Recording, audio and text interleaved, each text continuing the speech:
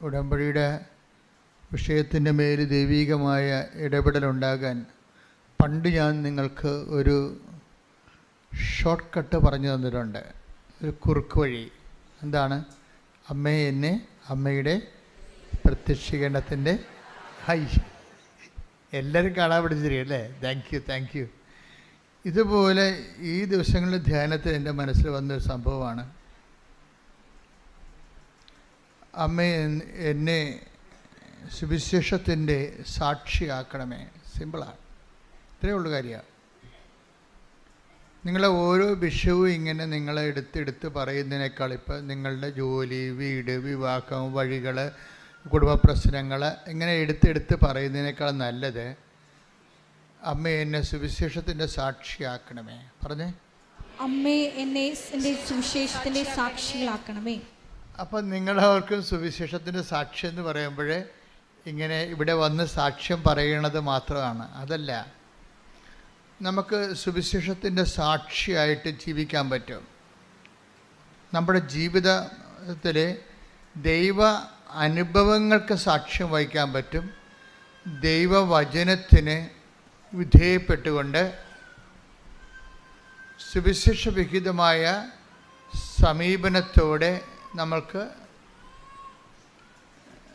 എല്ലാ വിഷയങ്ങൾക്കും സുവിശേഷവിഹിതമായ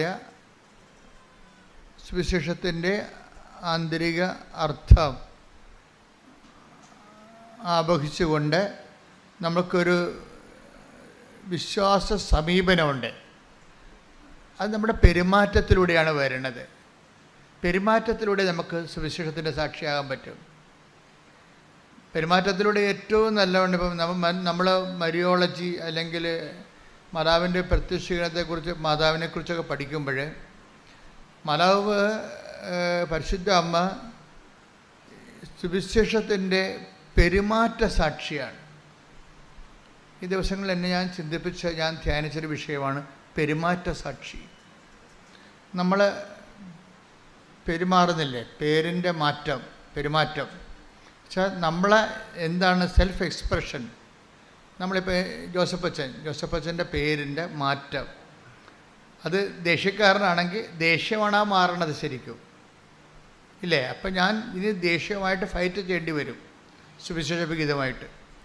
വല്ല അസൂയ, പരദൂഷണമോ, പകയോ, ചതിയോ, മോഹൻകോപമോ, കലഹമോ, ഭിന്നതയോ ആണ് എൻ്റെ പെരുമാറ്റത്തിലുണ്ടെങ്കിൽ അതും പെരുമാറുമ്പോൾ ആ പേരിൻ്റെ കൂടെയുള്ള മാറ്റത്തിൽ അതാണ് വരേണ്ടത്, പ്രതിഫലിക്കുന്നത്.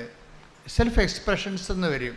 പെരുമാറ്റം എന്ന് പറഞ്ഞാൽ അതിനെ വിശ്വാസബന്ധിയായിട്ട് നമ്മളതിനെ തർജ്ജമ ചെയ്താൽ പെരുമാറ്റം ബിഹേവിയറിനേക്കാൾ ഉപരി സെൽഫ് എക്സ്പ്രഷനാണ്. സുവിശേഷം ഒരു സെൽഫ് എക്സ്പ്രഷൻ നമുക്ക് വിഭാവന ചെയ്യുന്നുണ്ട്. സുവിശേഷം സ്വീകരിച്ച ആൾ, സുവിശേഷത്തിൻ്റെ സാക്ഷി, അവരുടെ ഒരു തനത് സെൽഫ് എക്സ്പ്രഷൻസ് ഉണ്ട്. മാതാവിൻ്റെ പരിശുദ്ധ അമ്മയുടെ സെൽഫ് എക്സ്പ്രഷൻ എന്താണ്? മറിയത്തിൻ്റെ മൗനമാണ് അല്ലേ? മറിയം എല്ലാം ഹൃദയത്തിൽ കടുത്ത സംഘർഷാവസ്ഥയിൽ പൊട്ടിത്തെറിക്കാതെ അത് ഹൃദയത്തിൽ take the word of God. അതായത് ലൂക്ക 2:19 2:51 ഈ വചനമുള്ളത്. 2 പ്രാവശ്യമുണ്ട്. ലൂക്ക 2:19 മറിയമാകട്ടെ ഇവയെല്ലാം ഹൃദയത്തിൽ സംഗ്രഹിച്ച് ഗാഢമായി ചിന്തിച്ചുകൊണ്ടിരുന്നു. നമ്മൾ പ്രതീക്ഷിക്കുന്നതും നമ്മൾ എക്സ്പെക്റ്റ് ചെയ്യണതും നമ്മൾ എക്സ്പെക്റ്റ് ചെയ്യുന്നതിന് ഘടകവിരുദ്ധമായി സംഭവിക്കുക. നമ്മൾ പ്രതീക്ഷിക്കുന്നതിന് ഘടകവിരുദ്ധമായൊരു സംഭവം നടക്കുക. ഇപ്പോൾ 26-ാം തീയതി 2 ലക്ഷം രൂപ തരാമെന്ന് പറഞ്ഞു. അപ്പം നമ്മൾ 27-ാം തീയതി നിങ്ങളുടെ കടക്കാർക്ക് ഡേറ്റ് പറഞ്ഞിരിക്കുകയാണ്. ഇയാൾ പറഞ്ഞതനുസരിച്ചാണ് നമ്മൾ ഡേറ്റ് കൊടുത്തിരിക്കുന്നത് അല്ലേ? 26-ാം തീയതി നമുക്ക് പൈസ കിട്ടണം. നമ്മൾ 27-ാം തീയതി നമ്മുടെ കടക്കാർക്ക് കൊടുക്കും. അപ്പോൾ 26-ാം തീയതി പൈസ തരാനുള്ള ആൾ, അപ്പോൾ നമ്മൾ വളരെ ക്ലിയറാണ്, സന്തോഷമായിട്ടൊക്കെ ഇരിക്കുകയാണ്. അപ്പോൾ 26-ാം തീയതി ഇയാൾ നമ്മളെ വിളിച്ചിട്ട് പറയണേ, ഡേറ്റ് നിങ്ങൾക്ക് പറഞ്ഞ ആളിനോട് ഡേറ്റ് നീട്ടിത്തരുമോ എന്ന് ചോദിക്കുക. ഇവിടെ എനിക്ക് പൈസ കിട്ടിയിട്ടില്ല. ഇച്ചോ ഇനി ഞാൻ നാട്ടിൽ നിൽക്കാൻ പറ്റത്തില്ല, ആൾക്കാരെന്നെ തല്ലിക്കൊല്ലുമെന്നാണ് നമ്മളെ പൊട്ടിത്തെറിക്കും. അപ്പോൾ നമ്മുടെ ഉടമ്പടിയെല്ലാം പോയി. എന്താ ഒറ്റ സംഭവത്തിൽ ഉടമ്പടിയെല്ലാം ഉടഞ്ഞു പോകും. പല ആൾക്കാരെ ഉടമ്പടി ഉടഞ്ഞു പോയിട്ടുണ്ട്. പിന്നെ നിങ്ങൾ കഷ്ണം ഈ കുപ്പിയൊക്കെ പൊട്ടിച്ച് കഴിഞ്ഞാൽ പിന്നെ കഷ്ണം കൊണ്ട് നടക്കത്തില്ലേ? ഉടമ്പടിയുടെ ഉടഞ്ഞ കഷ്ണം കൊണ്ടാണ് ചില ആൾക്കാർ നടക്കുന്നത്. ഉടമ്പടി ഉടഞ്ഞു പോയി നേരത്തെ, അതിൻ്റെ കഷ്ണം കൊണ്ടാണ് നിങ്ങൾ നടക്കുന്നത് പലരും. കാര്യം ഉടമ്പടി ഉടയണ സാഹചര്യം കാര്യം ഉടമ്പടിയിൽ ഈ ബിഹേവിയറിസം ബിഹേവിയറിസം അല്ല, ഈ സെൽഫ് എക്സ്പ്രഷൻസ്. കാര്യം നമ്മൾ ആരോടാണ് ഉടമ്പടി ചെയ്തിരിക്കുന്നത്? ദൈവത്തോട്. അപ്പോൾ ദൈവത്തോട് ഉടമ്പടി ചെയ്യുമ്പോൾ നമ്മളുടെ റിസ്ക് എന്താ? ദൈവത്തിൻ്റെ ഒരു സ്വഭാവത്തിലേക്ക് നമ്മൾ അങ്ങനെ വരും എന്നുള്ള രീതിയിൽ നമ്മൾ ദൈവത്തിൻ്റെ തുല്യയാക്കി കണ്ടുകൊണ്ടാണ് ദൈവം നമ്മളോട് ഉടമ്പടി ചെയ്തിരിക്കുന്നത്. ദൈവത്തിൻ്റെ സ്വഭാവത്തിലേക്ക് നമ്മൾ വരും എന്ന് ദൈവം പ്രീസപ്പോസ് ചെയ്തിട്ടാണ് നമ്മളോട് ഉടമ്പടി ചെയ്തിരിക്കുന്നത്. അപ്പോൾ നമ്മളെന്ത് ചെയ്യും? വരാൻ പോകുന്ന അനുഭവങ്ങളെ എല്ലാം എടുത്തിട്ട്, അപ്പോൾ അമ്മ ഇപ്പോൾ ഒത്തിരി പെറ്റുകിടക്കണ രാത്രിയിൽ പ്രാകൃതനായ മനുഷ്യർ വന്ന് പ്രതീക്ഷിച്ചല്ല ശരിക്കും പറഞ്ഞാൽ അത്. അപ്പോൾ പൊട്ടിത്തെറിക്കേണ്ടതാണ്, അല്ലെങ്കിൽ നിരാശപ്പെടേണ്ടതാണ്. ഈ ചുമ്മാ ഈ ചവക്കുഴി വന്ന് കിടക്കേണ്ടി വന്നല്ല. ദൈവത്തിന് വേണമെങ്കിൽ എന്നെ വീട്ടിൽ നിർത്താൻ പാടില്ലായിരുന്നോ? എന്തിനാണ് ഇപ്പോൾ ഈ കനേഷുമാർ ഇപ്പോൾ കൊണ്ടുവന്ന് വെച്ചത്? 100,000 ചോദ്യങ്ങൾ നമുക്ക് വേണമെങ്കിൽ ദൈവത്തോട് ചോദിക്കാം. പല ആൾക്കാരും ദൈവത്തോട് ഒത്തിരി ചോദ്യങ്ങൾ ചോദിച്ചാണ് അകന്നു പോയത്. പല കാര്യങ്ങൾ. ഇപ്പം ഞാൻ 3 പ്രാവശ്യം പുതുക്കിയതല്ലേ? ദൈവത്തോട് ചോദിക്കാവുന്ന ചോദ്യമാണ് അല്ലേ? ഞാൻ IELTS ഇപ്പോൾ 8 പ്രാവശ്യം എഴുതിയ ഒരാൾക്കുണ്ട്, ഞാൻ ഇന്നലെ കണ്ട്. അപ്പോൾ CCA പരീക്ഷ 16 പ്രാവശ്യം എഴുതിയ ഒരാളെ കണ്ട്. ഇനി അയാൾക്ക് ചാൻസ് ഇല്ല, അയാൾ ഉദ്യോഗം രാജിവെക്കേണ്ടി വരും. ഞാൻ പറഞ്ഞ് രാജിവെക്കേണ്ടി വരത്തില്ല, നീ ധൈര്യമായിട്ട് പോകാൻ പറഞ്ഞു. അതെന്ത് ഞാൻ അയാളെ കണ്ടുകൊണ്ട് പറഞ്ഞതാണ്? അല്ല, അത് എൻ്റെ ഒരു ആസ്തി. ഇത്രയും നാൾ ദൈവത്തിന് വേണ്ടി ജീവിച്ചതിൻ്റെ ഒരു ആസ്തിയുണ്ട്. അതൊരു നല്ല ആസ്തിയാണ്. എനിക്ക് നല്ല ബോധമുണ്ടാക്കരുത്. കാര്യം എത്രയോ വർഷങ്ങളായിട്ട് കർത്താവിന് വേണ്ടി ജോലി ചെയ്യണം. അല്ലാതെ ഒരു പ്രത്യേക ഒരു ധ്യാനത്തിൻ്റെ ഒരു കാറ്റ് വന്നപ്പോൾ ഞാനും പോയൊരു ധ്യാനം കൂടി ഒരു ബൈബിൾ എടുത്തിറങ്ങിയ ആളല്ല. ഞാൻ എൻ്റെ കുടുംബത്തിൽ എൻ്റെ അപ്പൻ അനുഭവിച്ച ദൈവത്തിൻ്റെ അനുഭവങ്ങളുണ്ട്, അത് കണ്ട് ഞാൻ വളർന്നതാണ്. അതുകൊണ്ട് എങ്ങനെയാണ് ദൈവമായിട്ട് ഇടപെടേണ്ടതും ദൈവമായിട്ട് എങ്ങനെ ജീവിക്കേണ്ടതും എങ്ങനെയാണ് സാധാരണ നിലയിൽ, അല്ലാതെ ഒത്തിരി സാങ്കേതികമല്ല, ഒരു പാവപ്പെട്ട മനുഷ്യൻ അവൻ്റെ ജീവിതാവസ്ഥകളിൽ എങ്ങനെയാണ് ദൈവത്തോട് ലളിതമായി ദൈവത്തെ ആധ്യാത്മികമായി ജീവിക്കുക, അതൊക്കെ കുടുംബത്തിൽ നിന്ന് പഠിച്ചതാണ്. അപ്പോൾ അതെനിക്ക് കൾച്ചറായിട്ട് എൻ്റെ ഉണ്ട്. അപ്പം അതുകൊണ്ട് എനിക്കെൻ്റെ മനസ്സിൽ വന്നപ്പോഴും എൻ്റെ അപ്പൻ എന്നോട് പറയുമായിരുന്നു, നീ മിഷണറി ആകണം കേട്ടാ, മിഷണറി ആകണമെന്ന് പറയും. അപ്പനും മിഷണറിയോട് ഭയങ്കര ഇഷ്ടമായിരുന്നു. ഞാൻ എൻ്റെ ജീവിതത്തിൽ എഴുതി വെച്ചിട്ടുണ്ട് മിഷണറി. അപ്പോൾ അപ്പൻ പക്ഷേ എന്നെ മിഷണറി ആക്കാൻ ദൈവത്തിന് അത്രയ്ക്ക് താല്പര്യമില്ല. അതുകൊണ്ട് അപ്പൻ മരിച്ചു കഴിഞ്ഞാൽ ഞാൻ സെമിനാരിൽ ചേരണത്. അപ്പം ഞാൻ ഇടവക വൈദികനായിട്ടാണ് ചേർന്നതെങ്കിലും എൻ്റെ മനസ്സിലുണ്ട്, ഞാൻ പഠിച്ചത് കാലങ്ങളിലെല്ലാം മിഷനെക്കുറിച്ചാണ് കേട്ടിരിക്കുന്നത്. ഞാൻ 6ാം ക്ലാസ്സിൽ പഠിക്കുമ്പോൾ ഇവിടുന്ന് ഇപ്പോഴും അങ്ങനത്തെ ജീവിച്ചിരിപ്പുണ്ട്. മരിയാനേശ്വരം വെച്ചിട്ടുണ്ടായിരുന്നു. അദ്ദേഹം ഇപ്പോഴും ജീവിച്ചിരിപ്പുണ്ട്. പ്രായം വലിയ കുഴപ്പമില്ലാതിരിപ്പുണ്ട്, ഇപ്പോഴും പ്രായമായി. അപ്പം അദ്ദേഹം വന്ന് ബോർഡിലിങ്ങനെ എഴുതി, ലോകം, അതായത് നിങ്ങൾ ലോകം മുഴുവനും പോയി എല്ലാ സൃഷ്ടികളോടും സുവിശേഷം പ്രസംഗിക്കുകയും. അതുതന്നെയാണ് യേശുദാസച്ചനും അങ്ങനൊരു അച്ഛനും മരിച്ചുപോയി. അന്ന് എൻ്റെ 8ാം ക്ലാസ്സിൽ വന്ന് ബോർഡ് എഴുതിയിടും. ഒരു ക്ലാസ് മിഷണറീസിൻ്റെതാണ്. അപ്പോൾ അന്നേ ഞാൻ എൻ്റെ തീരുമാനിച്ച് മിഷനാണ് ഏറ്റവും വലുതെന്ന്. മിഷൻ, ഞാനിപ്പോഴും നിങ്ങളോട് മിഷനെക്കുറിച്ചല്ലേ പറയണത്. നമ്മളിവിടെ വരെ എത്തിയതും ഞാൻ ഒരു മിഷണറി അല്ലായിരുന്നെങ്കിൽ മാതാവ് പ്രത്യക്ഷപ്പെടേണ്ട ഒരു കാര്യമില്ല. ഞാൻ മിഷണറി ആയതുകൊണ്ടാണ് പ്രത്യക്ഷപ്പെട്ടത്. നിങ്ങളുമൊക്കെ മിഷണറി അല്ല. ഇപ്പം കൃപാസനം പത്രത്തെക്കുറിച്ചല്ലേ ഇപ്പോൾ ഏറ്റവും കൂടുതൽ സാക്ഷ്യങ്ങൾ വരണത്. പത്രം വിതരണം ചെയ്യുമ്പോഴും അത് ആൾക്കാരിപ്പോൾ വിശദീകരിച്ചല്ലേ കൊടുക്കണത്.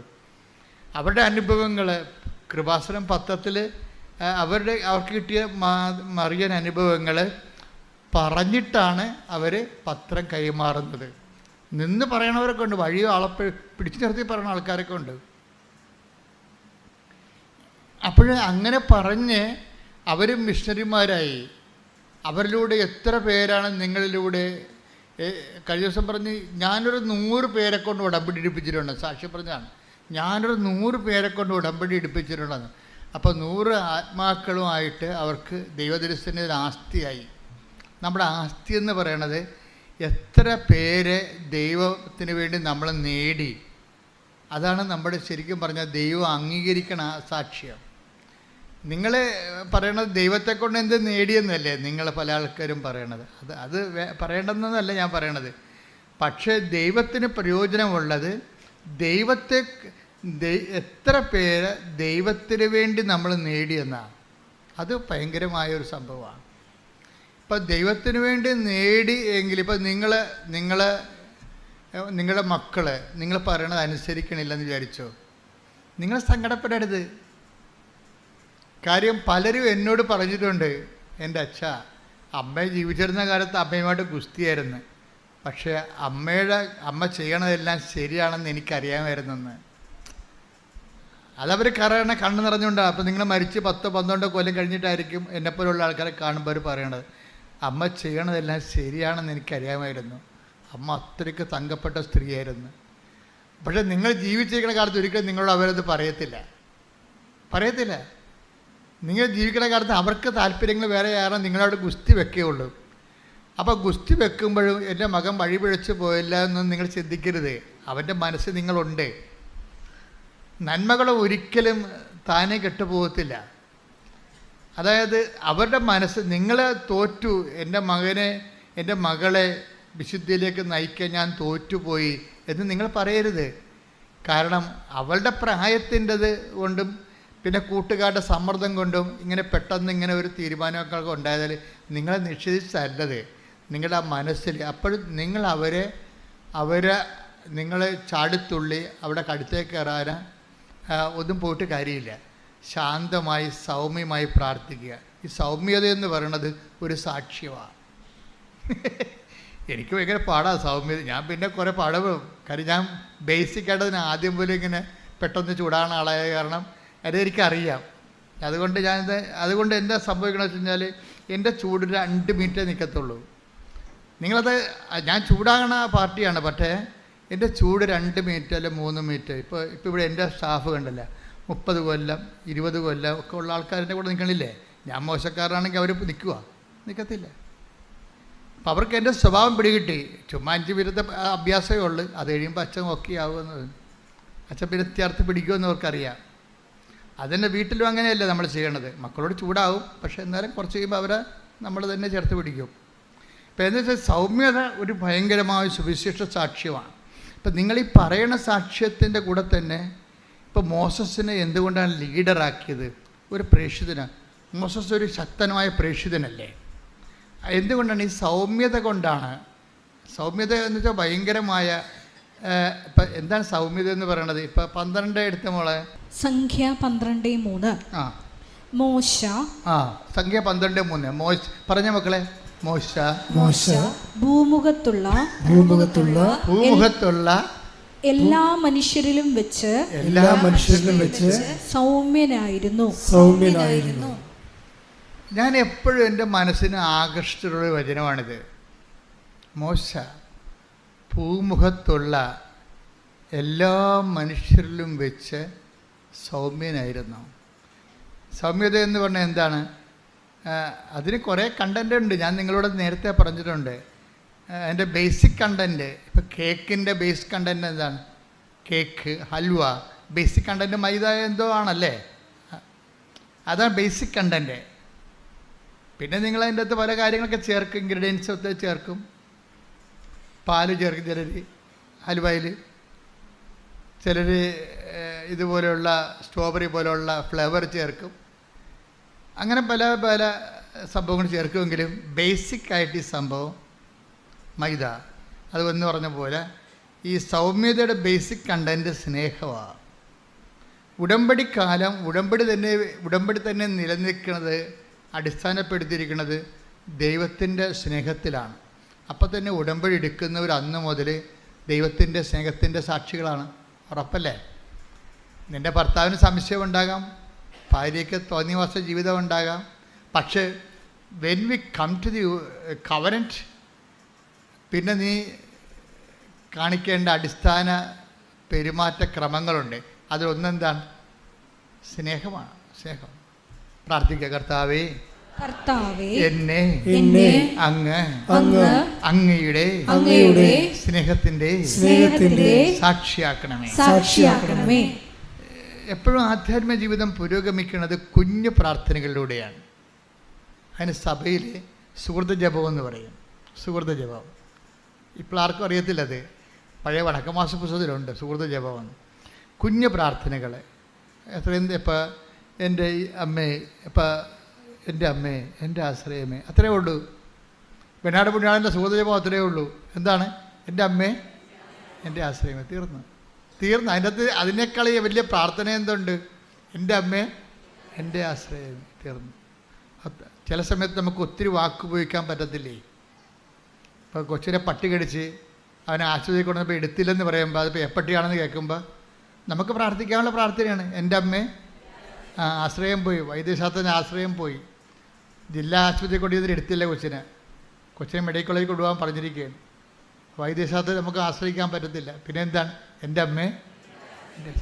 പരീക്ഷയ്ക്ക് റിസൾട്ട് നോക്കുമ്പോൾ, കമ്പ്യൂട്ടർ റിസൾട്ട് നോക്കുമ്പോഴും നിങ്ങൾ തോറ്റൊന്ന് കണ്ടു കഴിഞ്ഞാൽ അയ്യോ എന്ന് പറഞ്ഞ് ബോധം കണ്ടു വിടേണ്ട. എൻ്റെ അമ്മേ, എൻ്റെ ആശ്രയമേ. എന്താ കാര്യം? എൻ്റെ സ്വന്തം കഴിവിലുള്ള എൻ്റെ ആശ്രയം ഞാൻ രാജിവെക്കുന്നു. ഇനി ഇത് വർക്ക് ചെയ്യണത് നോട്ട് ബൈ മെറിറ്റിലായിരിക്കും. എൻ്റെ മക്കളെ, എൻ്റെ അകത്ത് എന്താ വിഷയം എന്ന് പറയുക, ഇപ്പോൾ ഒരു മെറിറ്റ് പോയെന്ന് വെച്ച് കഴിഞ്ഞാൽ അപ്പം നിങ്ങളെപ്പോഴും അങ്കലാപ്പ്, ഞാനായാലും നിങ്ങളായാലും. അപ്പം നമ്മൾ തോക്കുക, ജയിക്കുക, അങ്ങനെ ജയിച്ചും തോറ്റുമൊക്കെയാണ് നമ്മൾ ഇവിടെ എത്തിയത്, അല്ലേ? ജയിച്ചും തോറ്റുമൊക്കെയാണ് എത്തിയത്. അപ്പം തോക്കുക എന്ന് പറഞ്ഞ ഒരു കാര്യം, തോക്കുക എന്ന് പറഞ്ഞതിൻ്റെ അർത്ഥം എന്ന് വെച്ച് കഴിഞ്ഞാൽ നമ്മളുടെ കഴിവ് അവിടെ പരാജയപ്പെട്ടെന്നല്ലേ? അത് സുവിശേഷമല്ലേ? എന്താണ്? നമ്മുടെ കഴിവ് പോയാൽ പിന്നെ എന്താണ്? നോട്ട് ബൈ മെറിറ്റ് എന്നല്ല എൻ്റെ അർത്ഥം, ബട്ട് ബൈ ഗ്രേസ്. അത് നമ്മൾ തോറ്റു എന്ന് വെച്ചാൽ എൻ്റെ അർത്ഥം എന്താണ്? നിങ്ങൾ സന്തോഷിക്കണം. എന്താണ്?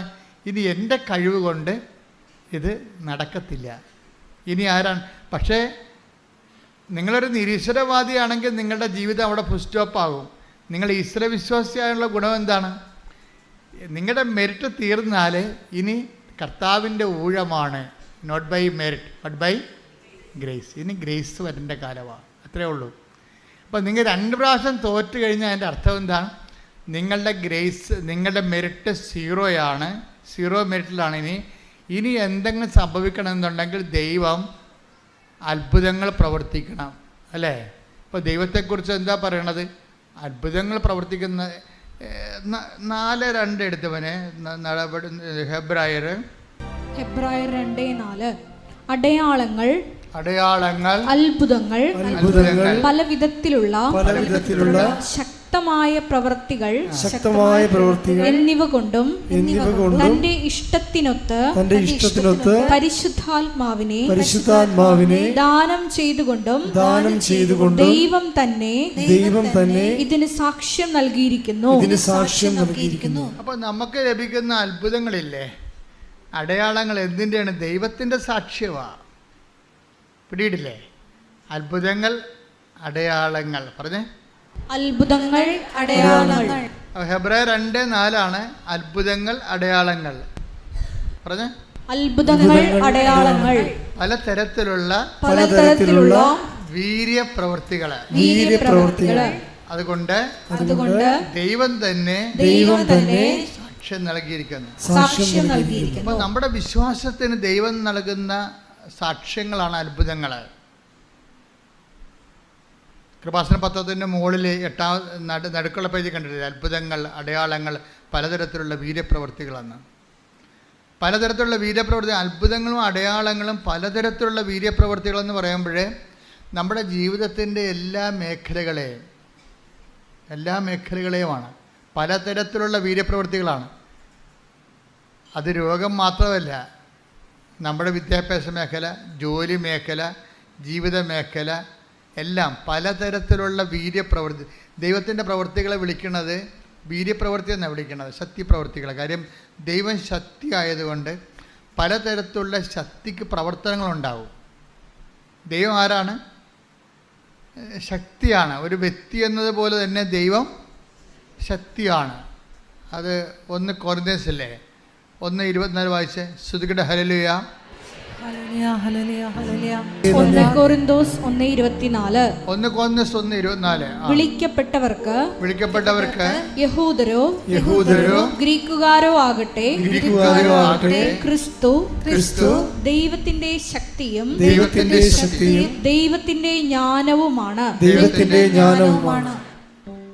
ദൈവത്തിൻ്റെ ശക്തിയാണ് ക്രിസ്തു. അതുകൊണ്ട് ക്രിസ്തുവിൻ്റെ പ്രവർത്തനങ്ങളിൽ പലതരത്തിലുള്ള ശക്തി പ്രവർത്തനങ്ങൾ വരും. ക്രിസ്തു നമ്മുടെ ജീവിതത്തിലേക്ക് വരുന്നത് പലതരത്തിലുള്ള ശക്തി പ്രവർത്തനങ്ങൾ കൊണ്ടാണ്. ഇപ്പോൾ കഴിഞ്ഞ ദിവസങ്ങളിൽ ഒരു സാക്ഷ്യം ഉണ്ടായിരുന്നു, ഒരു മോളുടെ സാക്ഷ്യമാണ്. അപ്പോൾ അവൾ 150 മാർക്ക് ആണ് ജയിക്കാൻ വേണ്ടത്. അപ്പോൾ അവൾ പല പ്രാവശ്യം തോറ്റു. അപ്പോൾ അവളുടെ അമ്മ പറഞ്ഞു, അടുത്ത പരീക്ഷയ്ക്ക് നിനക്ക് കിട്ടാൻ പോണ മാർക്ക് 170 അപ്പോൾ അവൾ പറഞ്ഞ്, ഞാൻ 170 മാർക്കിന് എഴുതിയിട്ടില്ലല്ല. അതല്ലേടി, ഒരു കണക്കുണ്ട്. അമ്മ പ്രത്യക്ഷപ്പെട്ടിട്ട് 20 കൊല്ലമായി. അപ്പം നീ 150 മാർക്കിന് എഴുതിയില്ലേ, അതിൻ്റെ പ്ലസ് ഇവിടെ 20, 170. അത് വിശ്വാസത്തിൻ്റെ കണക്കാണ്. അത് വിശ്വാസത്തിൻ്റെ കണക്കാണ്. അത് നമ്മൾ പറയുന്ന കണക്കല്ല, ബുദ്ധിയുടെ കണക്കല്ലത്. അമ്മയുടെ കണക്കെന്ന് പറയുന്നത് ഹൃദയത്തിൻ്റെ കണക്കാണ്. കണക്ക് 2 തരം ഉണ്ടാവുകയും ബുദ്ധിക്കൊരു കണക്കുണ്ടാകും, റീസൺ എന്ന് പറയും. റീസൺ പോലെ തന്നെ ഡിവൈൻ റീസൺ എന്ന് പറയുന്നത് അതിൻ്റെ സോഴ്സ് ഹാർട്ടാണ്. ഡിവൈൻ റീസണിൻ്റെ സോഴ്സ് തലച്ചോറല്ല, ഹാർട്ടാണ്. അവിടെ പ്രവർത്തിക്കണം. അപ്പം അമ്മ എന്താ പറയണത്? അമ്മ പറഞ്ഞു കൊടുക്കുന്നത്, നിനക്കിട്ടിരിക്കണ മാർക്ക്, കിട്ടാൻ പോണ മാർക്ക് 170. അപ്പോൾ ഞാൻ 150 മാർക്കല്ലേ എഴുതിയിട്ടുള്ളൂ, പിന്നെ എങ്ങനെ 170 മാർക്ക്? എന്ത് വട്ടാണ് ഈ പറയണമെന്ന് പറയും. അത് വട്ടാകും, ചിലപ്പോൾ ബുദ്ധി കൊണ്ട് ചിന്തിക്കുന്നവർക്ക് വട്ടാവും. പക്ഷെ അമ്മയ്ക്കൊരു ബുദ്ധിയുണ്ട്. അതെന്താണ്? ദൈവമായിട്ടുള്ള ബന്ധമാണ് അമ്മയുടെ ബുദ്ധി. നമ്മളെ മനസ്സിലായില്ലേ? ദൈവമായിട്ടുള്ള കാര്യം. അമ്മ പ്രത്യക്ഷപ്പെട്ടിട്ട് 20 കൊല്ലമായി. അപ്പോൾ നീ എഴുതിയിരിക്കണം 150 മാർക്കിന്. 150 × 20 70, 170. അതാണ് നിനക്ക് കിട്ടാൻ പോണ മാർക്ക്. അപ്പോൾ മാർക്ക് നോക്കിയപ്പോൾ, മാർക്ക് കിട്ടിയപ്പോൾ 170 കറക്റ്റ്. അതായത് നമ്മൾ വിശ്വസിച്ചു അതിൻ്റെ അകത്ത് കളങ്കമില്ല എന്ന് കണ്ടാൽ ദൈവത്തിന് ആ വിശ്വാസത്തെ ഹോണർ ചെയ്യേണ്ടി വരും. അതാണ് വിശ്വാസത്തിൻ്റെ വിഷയം. നമ്മൾ വിശ്വസിച്ചതിനെ അതിൻ്റെ അകത്ത് കളങ്കമില്ല എന്ന് കണ്ടാൽ വിശ്വാസത്തിലുണ്ടാകുന്ന വിഷയം കളങ്കമാണ്. നമ്മൾ സംശയം എന്ന് പറഞ്ഞാലും വിശ്വാസ കളങ്കം എന്നാണ് അതിൻ്റെ പേര്. വിശ്വാസത്തിൽ സംശയം പാടില്ല, പിന്നെ അത് വിശ്വാസമല്ലല്ലോ. സംശയം ഉണ്ടെങ്കിൽ കളങ്കിത വിശ്വാസം എന്ന് ഞാൻ പറയത്തുള്ളൂ. വിശ്വാസത്തിൽ നിങ്ങൾക്ക് സംശയം ഉണ്ടെങ്കിൽ അതിൻ്റെ അർത്ഥം എന്താണ്?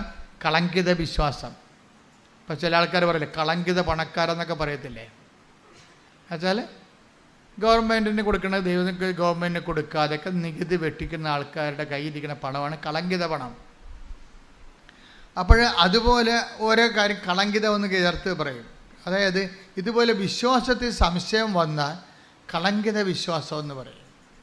ഇപ്പം കളങ്കിത വിശ്വാസം അല്ലാതെ ഈ അമ്മയുടെ വിശ്വാസം എന്ന് പറയുന്നത്, എൻ്റെ മകൾ രക്ഷപ്പെടാൻ അവൾ പഠിച്ച വിഷയം ഇതാണ്.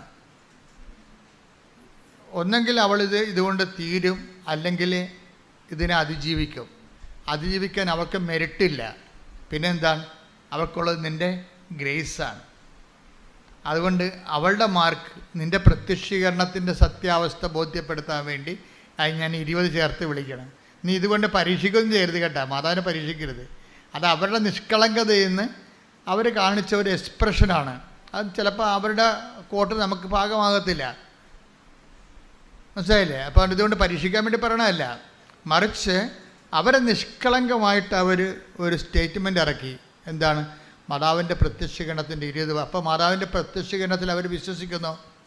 അതല്ല വിഷയം. അതാണ് 20 ചേർത്തത്. മാതാവിൻ്റെ പ്രത്യക്ഷീകരണത്തിൽ അവർ വിശ്വസിക്കുന്നു.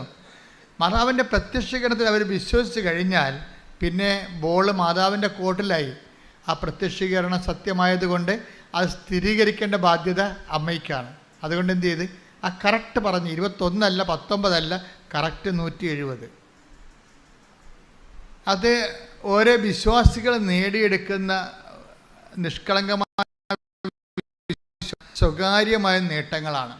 അപ്പം ചിലപ്പോൾ അത് എല്ലാവർക്കും അത് ബാധകമാകത്തില്ല, അത് ജനറലൈസ് ചെയ്യാൻ പറ്റത്തുമില്ല. വ്യക്തിപരമായ സ്വകാര്യ അനുഭവങ്ങളാണ്. ചില സ്വകാര്യ അനുഭവങ്ങൾ നമുക്ക് ജനറലൈസ് ചെയ്യാൻ പറ്റത്തില്ല. പക്ഷെ ജനറലൈസ് ചെയ്യാവുന്ന സ്വകാര്യ അനുഭവങ്ങളുണ്ട്. ഇപ്പം കഴിഞ്ഞ ദിവസങ്ങളിലൊരു സാക്ഷ്യം ഉണ്ടായത് സുനിൽ എന്നും പറഞ്ഞ സഹോദരൻ്റെ സാക്ഷ്യമാണ്. അവർ കല്ലമ്പലം, അതെവിടെയാണ്? തിരുവനന്തപുരം. തിരുവനന്തപുരത്ത് കല്ലമ്പലത്തിൽ നിന്ന് അവരുടെ പേര്, ഭാര്യയുടെ പേര് ബീന, ഭർത്താവിൻ്റെ പേര് സുനിൽ എന്നാണ്. ഇത് ഈ ആഴ്ചയിൽ നല്ല നല്ല ഒത്തിരി സാക്ഷ്യങ്ങൾ ഉണ്ടായിട്ടുണ്ട്. പക്ഷെ എന്നെ ബാധിച്ച സാക്ഷ്യം ഇതാണ്. എന്നെ ബാധിക്കണം എന്നാണ് ഞാൻ പറയണത് എപ്പോഴും. എന്ന് വെച്ച് കഴിഞ്ഞാൽ ഇതൊരു വലിയ ഒരു നമ്മുടെ ബുദ്ധിയൊക്കെ എപ്പോഴും ഇങ്ങനെ ഭ്രമിപ്പിച്ചുകൊണ്ടേയിരിക്കും. സാക്ഷ്യം എന്ന് പറഞ്ഞാൽ ഇതാണ്. ഒരു വീട്ടിൽ ഒരു അജ്ഞാതമായ ജനിതക രോഗം, ഒരേ രോഗം വന്ന് ആ വീട്ടിൽ 5 പേര് മരിച്ചു. 5 പേര് മരിച്ചെന്ന് പറയണത് രോഗം ഇതാണ്. ഒരു 45 വയസ്സാകുമ്പോൾ ആ വീട്ടിലുള്ള ഈ മരിച്ച 5 പേർക്കും അങ്ങനെയാണ്.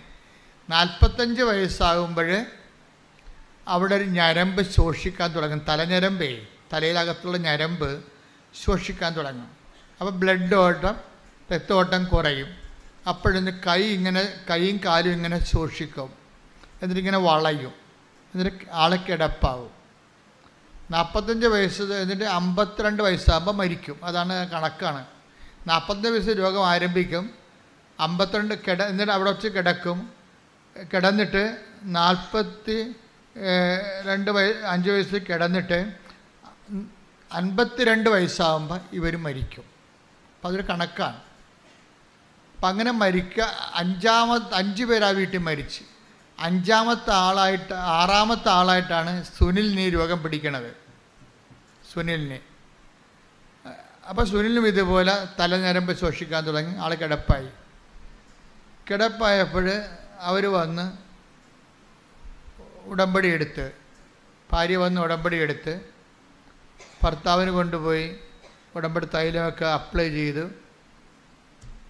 അയാൾ പതുക്കെ എഴുന്നേറ്റ് വന്ന് അയാൾ ജോലിക്ക് പോയി. 3 കൊല്ലം ജോലിക്ക് പോയി. അപ്പോൾ അയാളത് സാക്ഷ്യം പറയേണ്ട ഒരു കാര്യമായിട്ട് എടുത്തില്ല. അതാണ് വിഷയം. ചില ആൾക്കാർക്ക് ഇങ്ങനെ ഞാൻ നിങ്ങളോട് പറഞ്ഞിട്ടില്ലേ, ആലപ്പുഴ വന്ന് പണി മേടിക്കരുതെന്ന് പറയുന്നത് എൻ്റെ കാര്യം വെച്ചാൽ, ചില ആൾക്കാർ അനുഗ്രഹം കിട്ടിക്കഴിഞ്ഞാൽ പിന്നെ പതുക്കിക്കളയും.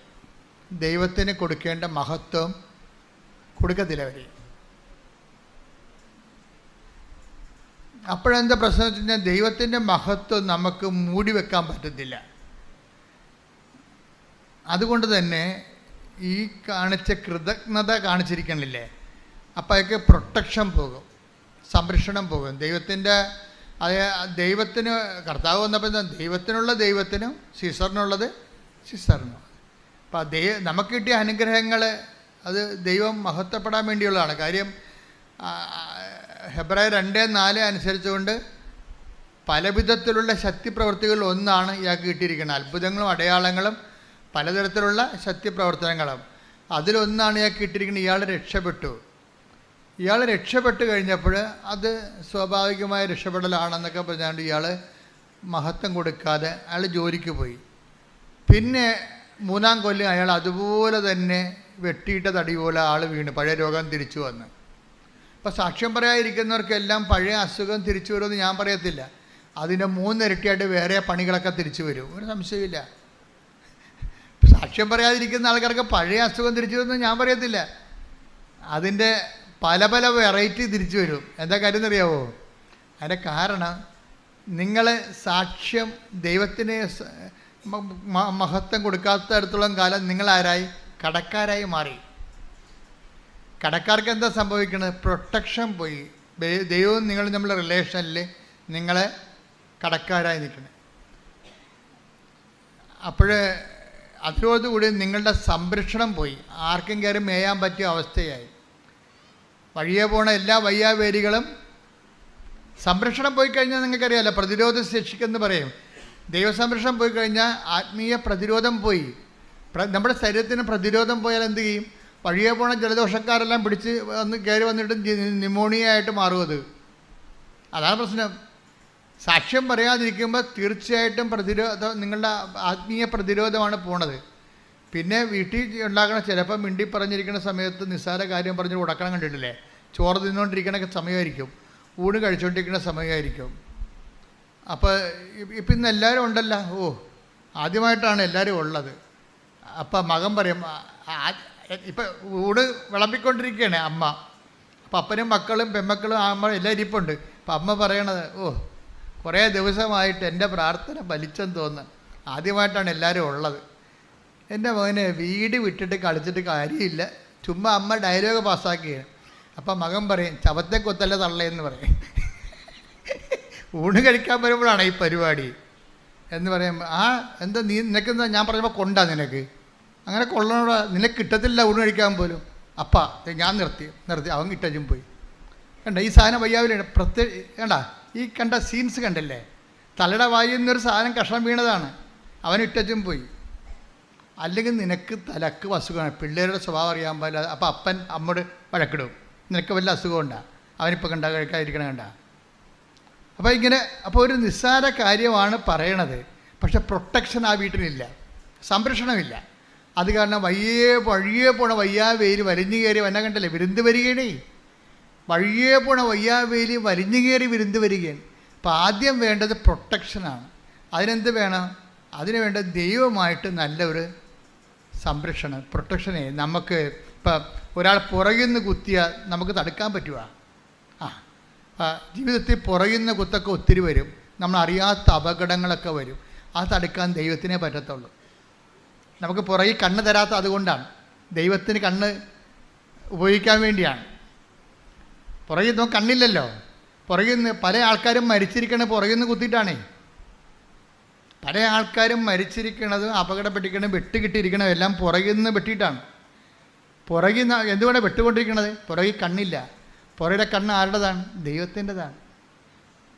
ആ ദൈവത്തിൻ്റെ കണ്ണെന്ന് പറഞ്ഞാൽ ദൈവമായിട്ടുള്ള സ്നേഹവും ബന്ധമൊക്കെയാണ്. അതിൻ്റെയാണ് നമ്മുടെ പ്രൊട്ടക്ഷൻ. ദൈവം നമ്മളെ സംരക്ഷിക്കുന്നുണ്ട്. പക്ഷെ നമ്മളത് അംഗീകരിക്കാതെ വരുമ്പോൾ നമുക്ക് ഉപയോഗിക്കപ്പെടാതിരിക്കും.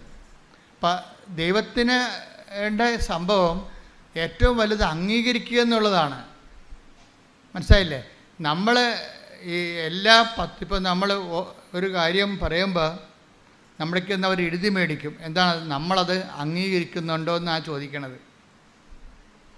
നമ്മളത് അംഗീകരിക്കുന്നുണ്ടോ? അപ്പോൾ ദൈവത്തിൻ്റെ മുമ്പിലും ഈ വിശ്വാസം ആക്ടിവേറ്റ് ചെയ്യുന്നത് അംഗീകാരത്തിലൂടെയാണ്. ഇപ്പോൾ പുറകിൽ കണ്ണില്ല, അതിൻ്റെ അർത്ഥം എന്താണ്? കർത്താവാണ് എൻ്റെ കണ്ണ്, പുറകിലെ കണ്ണ്. എൻ്റെ എന്തിന് എപ്പോഴും അതായത് നമ്മളുടെ ബുദ്ധിക്കോ ആലോചനയ്ക്കോ പിടികിട്ടാത്ത കാര്യങ്ങളിൽ നമ്മൾ രക്ഷിക്കണം ആരായിരിക്കണം? ദൈവമായിരിക്കണം. ഇപ്പം ചില ആൾക്കാർ പറയും, എൻ്റെ അച്ഛ ഏജൻസിക്ക് ഞാൻ 12 ലക്ഷമാണ് കൊടുത്തിരിക്കണത്. ഇപ്പോഴവർ പറയണത് നിങ്ങൾക്ക് വേണമെങ്കിൽ മാൾട്ടായിൽ പോകാം, ഇറ്റലിയിൽ പോകാൻ പറ്റത്തില്ല. മാൾട്ടായിൽ നമുക്ക് പോകണ്ട, നമ്മൾ പഠിച്ച പണി മാൾട്ടായിൽ ഇല്ലെന്ന് അവരോട് നമ്മൾ നേരത്തെ പറഞ്ഞിട്ടുള്ളതാണ്. നമ്മൾ മാൾട്ട അവർ പറഞ്ഞു കഴിഞ്ഞാൽ നമ്മളത് ഏക്കത്തില്ലെന്നറിയാം. ഇപ്പം നമ്മുടെ കുഴപ്പം കൊണ്ട് അവന്മാർക്ക് മാൾട്ടായി വിടാൻ ഉദ്ദേശമില്ല, കള്ളത്തരമാണ്, പുറകിൽ നിന്ന് കുത്തുകയാണ് ശരിക്കും പറഞ്ഞാൽ. അവന്മാർക്ക് നമ്മളെ മാൾട്ടായിൽ വിടാൻ താല്പര്യമില്ല, അവർക്ക് മാൾട്ടായിൽ ഹോൾഡില്ല. പക്ഷെ നമ്മൾ ബുദ്ധിമോശത്തിന് നേരത്തെ പറഞ്ഞിട്ടുണ്ട് മാൾട്ടായി പോകേണ്ട കാര്യമില്ല, അവിടുത്തെ കരിയർ നമ്മൾ പഠിച്ചിട്ടില്ല എന്ന് പറയും. അത് അവനെ അറിയാം, അവൻ്റെ ഫയലുണ്ട്. അവൻ നമ്മളോട് പറയും ഇറ്റലിയിൽ നടക്കുമെന്ന് തോന്നുന്നില്ല കേട്ടോ, അവിടെ ഇപ്പം നിയമങ്ങളൊക്കെ മാറി, മാൾട്ടായി പോകാം. അയ്യോ സാറേ മാൾട്ടായി പോകണ്ടെന്ന് ഞാൻ നേരത്തെ പറഞ്ഞു. ഇപ്പം എന്നാ ചെയ്യാനാ? കണ്ട പണി നമ്മളുടെ കുഴപ്പം കൊണ്ടാണ് വിസ കിട്ടാതിരുന്നതെന്ന് അവൻ വരുത്തി തീർക്കും. എല്ലാവർക്കും ഈ പണിയുണ്ട്. ഈ ചതിക്കണ പരിപാടി എല്ലാവർക്കും ഉണ്ട്, എല്ലാവരുടെ കയ്യിലും ഉണ്ട്. ഞാൻ പേരെണ്ണി പ്രൊഫഷണൽസ് എന്ന് പറയട്ടില്ല. നമ്മുടെ കുഴപ്പം കൊണ്ടായിട്ട് അത് എന്തെങ്കിലും ഇപ്പം നമുക്ക് രോഗം വന്ന് നമ്മളുടെ എന്തെങ്കിലും രോഗത്തിൽ നമ്മളുടെ എന്തെങ്കിലും ബ്ലഡിൻ്റെ റേറ്റിംഗ് കൂടിയെന്ന് വിചാരിച്ചോ, അപ്പോൾ ഡോക്ടർ പറയും ഇന്ന കാര്യം കൊണ്ടാണെന്ന് വെച്ചാൽ നമ്മുടെ കുഴപ്പം കൊണ്ടാണെന്ന് പറഞ്ഞു. നിങ്ങൾ ഉറങ്ങിയില്ല എന്ന് പറയും. ആരുടെ കുഴപ്പമാണ്? നമ്മൾ ഉറങ്ങാത്ത ഡോക്ടർ കണ്ട. എല്ലാവർക്കും വേണ്ടത് മാപ്പുസാക്ഷികളാണ്. അതുകൊണ്ട് തന്നെ നമുക്ക് ദൈവമല്ലാതെ വേറെ ആരുമില്ല. പിടികിട്ടണം, അല്ലെങ്കിൽ ജീവിക്കാൻ പറ്റത്തില്ല. എല്ലാവരും അവിടെ കൈ കഴുകാം. പീലാത്തോസ് എന്ന് പറയുന്ന സംഭവം ഉണ്ടല്ല, ഒരു വല്ലാത്ത കഥാപാത്രമാണ്. അവനിങ്ങനെ കർത്താവിൻ്റെ അടുത്ത് വരുമ്പോൾ തന്നെ ബേസനും വെള്ളം എവിടെ? എന്താണ്? അയാളെ കൈ കഴുകാൻ നേരത്തെ തീരുമാനിച്ചിട്ടുണ്ട്. കൈ കഴുകാൻ നേരത്തെ തീരുമാനിച്ച പീലാത്തോസിൻ്റെ തിരക്കഥയാണ് നമ്മൾ അഭിനയിച്ച് തീർക്കുന്നത്. എന്ന് വെച്ച് കഴിഞ്ഞാൽ എല്ലാത്തിൻ്റെയും കുറ്റം അവസാനം നമ്മളായിരിക്കും. ഇപ്പം ഞാൻ കുറ്റക്കാരിയായി എന്നല്ല നിങ്ങൾ പറയണത്. എന്തെങ്കിലും സമയത്ത് വരുമ്പോൾ ഞാൻ അന്നേ പറഞ്ഞതല്ലേ എന്ന് ചോദിക്കും. എവിടാ? അന്ന് ചിലപ്പോൾ ചുണ്ടിൻ്റെ താഴെ പറഞ്ഞതായിരിക്കുമേ, അല്ലെങ്കിൽ അത് പറയേണ്ടതുപോലെ പറഞ്ഞു കാണത്തില്ല. ഇവരുടെ കയ്യിൽ നിന്ന് കഴുകാൻ വേണ്ടി പറയും ഞാൻ അന്നേ പറഞ്ഞതല്ലേ, ഇപ്പം എങ്ങനെ ഇരിക്കണേ? ഇതല്ലേ ഡയലോഗ്. ഞാൻ അന്നേ പറഞ്ഞതല്ലേ, ഇപ്പം എങ്ങനെ ഇരിക്കണേ എന്നല്ലേ ഡയലോഗ്. എന്ന് വെച്ച് കഴിഞ്ഞാൽ അവർ കൈ കഴുകുകയാണ്. വളരെ അഭിമാനത്തോടെ പറയാം, മിക്കവാറും ഈ കൈ കഴുകുന്നതിൽ ഒന്നാം സ്ഥാനം നിങ്ങൾക്കാണ്, സ്ത്രീകൾക്കാണ്. കൈ കഴുകുക എങ്ങനെയെങ്കിലും കൈ കഴുകിയിരിക്കുക. അവർ ചെയ്യാനുള്ള സൂത്രപ്പണികളെല്ലാം ചെയ്ത് വെച്ച് അവസാനം ഞാനൊന്നും അറിഞ്ഞില്ലേ രാമനാരായണ എന്നുള്ള അതെന്താ കാര്യം? ഇതാണ് ഈ പഴഞ്ചൊല്ലി വരാൻ കാര്യം. ഇതാണ്. എല്ലാവരും അങ്ങനെയാണെന്നല്ല, പുരുഷന്മാർക്ക് ഇത് തന്നെ പരിപാടിയാണ്. പക്ഷേ ഇത് കടുത്ത പരിപാടിയാണെന്നേ ഉള്ളൂ. എന്ന് വെച്ചാൽ പുറകിൽ കണ്ണില്ലാത്തത് കൊണ്ട് വഴിയേ പോണവനെല്ലാം കയറി മേയണ ഒരു ജീവിതമാണ് നമ്മുടേത്. ഇവിടെ ആർക്കാ കണ്ണുള്ളത്? ദൈവം മാത്രമേ ഉള്ളൂ സംരക്ഷിക്കാൻ. ഇതിനെന്താ മാർഗം? നമുക്ക് പുറകിൽ കണ്ണില്ല, പിന്നെ അവിടുത്തെ കണ്ണ് ആരുടേതാണ്? നമുക്ക് വേണ്ടി തുറക്കേണ്ടത് ആരാണ്? ദൈവമാണ്. അത് നമ്മൾ എന്ത് ചെയ്യണം? ദൈവത്തെ പുറകിലെ കണ്ണ് തുറക്കണ ആളായിട്ട് നമ്മൾ അംഗീകരിക്കണം.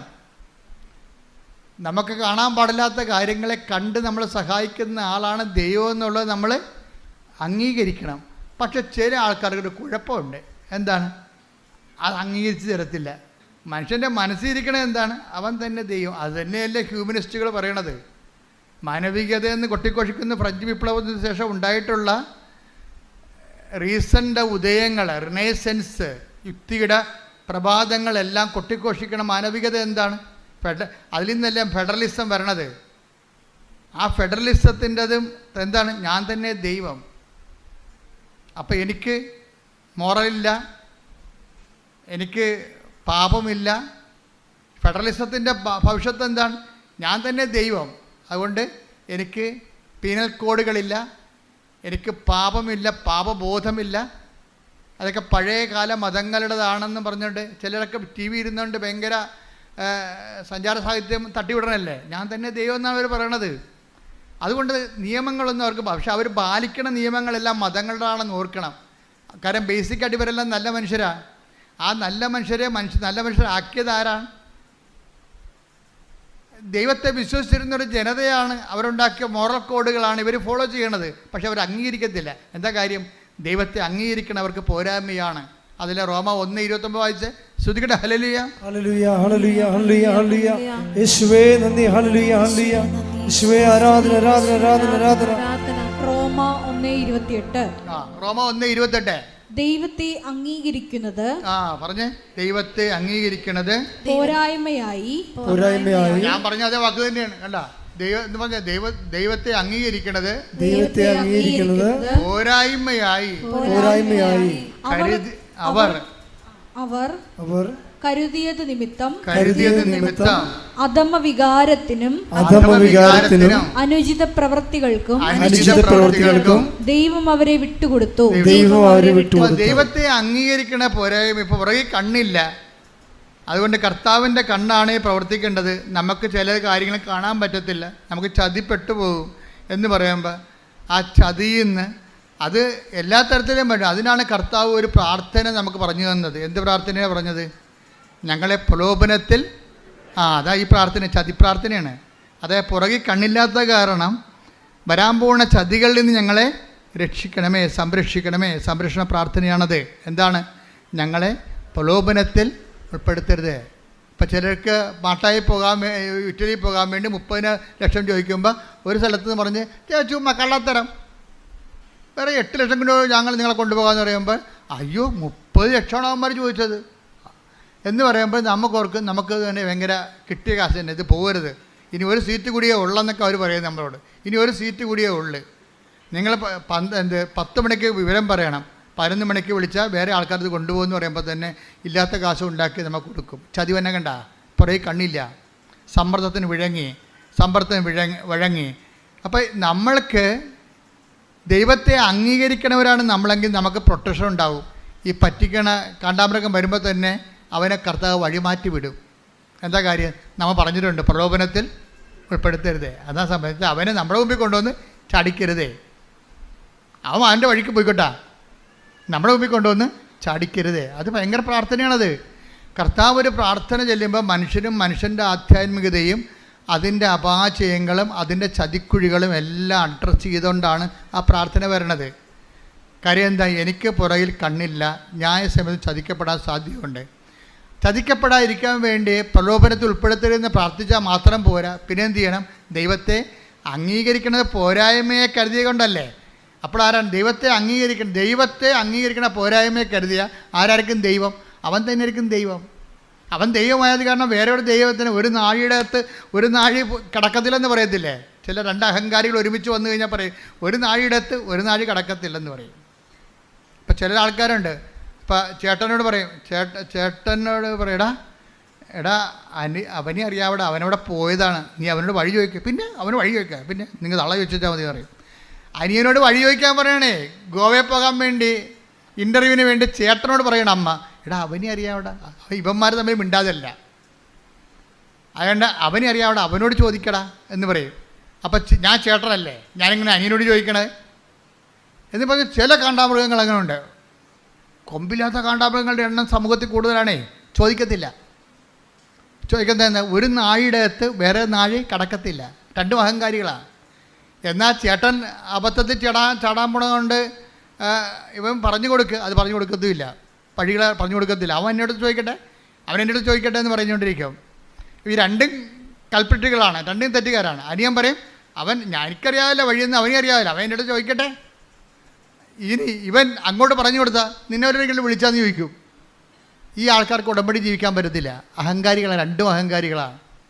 നമ്മുടെ വിഷയമെന്ന് പറയുന്നത് പെരുമാറ്റമാണ്, ഉടമ്പടിയും പെരുമാറ്റവും. പിടിയിട്ടില്ലേ? 2 അഹങ്കാരികളാണ്. ഈ അഹങ്കാരികൾക്ക് ഒരിക്കലും ഉടമ്പടി വിജയിക്കത്തില്ല. കാര്യം എന്താണ്? അഹം ബ്രഹ്മാസ്മിയാണ് അവർ തന്നെയാണ് ദൈവം. വേറെ ഒരു ദൈവത്തെ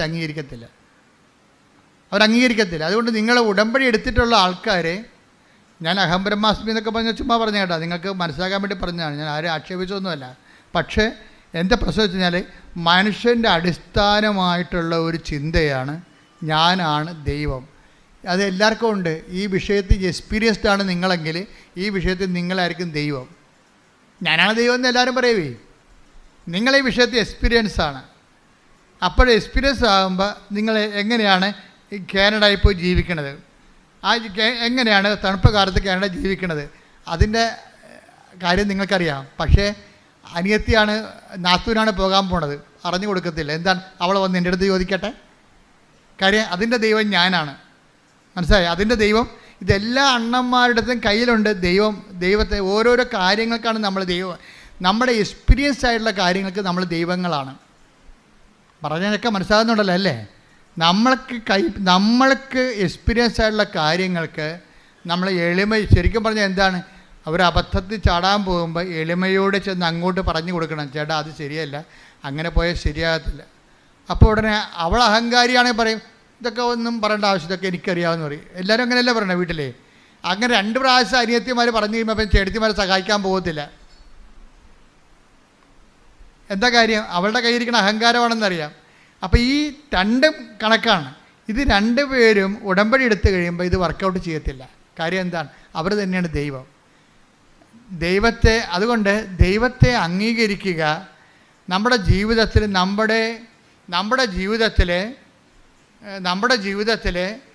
നമ്മളുടെ കൺട്രോളിൽ കിട്ടാത്ത കുറേ കാര്യങ്ങളുണ്ട്. അതുകൊണ്ട് എന്ത് ചെയ്യണം? അത് ദൈവമാണ് അത് കൈകാര്യം ചെയ്യേണ്ടത്. പുറകിൽ നിന്ന് വന്ന കുത്തും വെട്ടുമൊന്നും നമുക്ക് തടുക്കാൻ പറ്റത്തില്ല.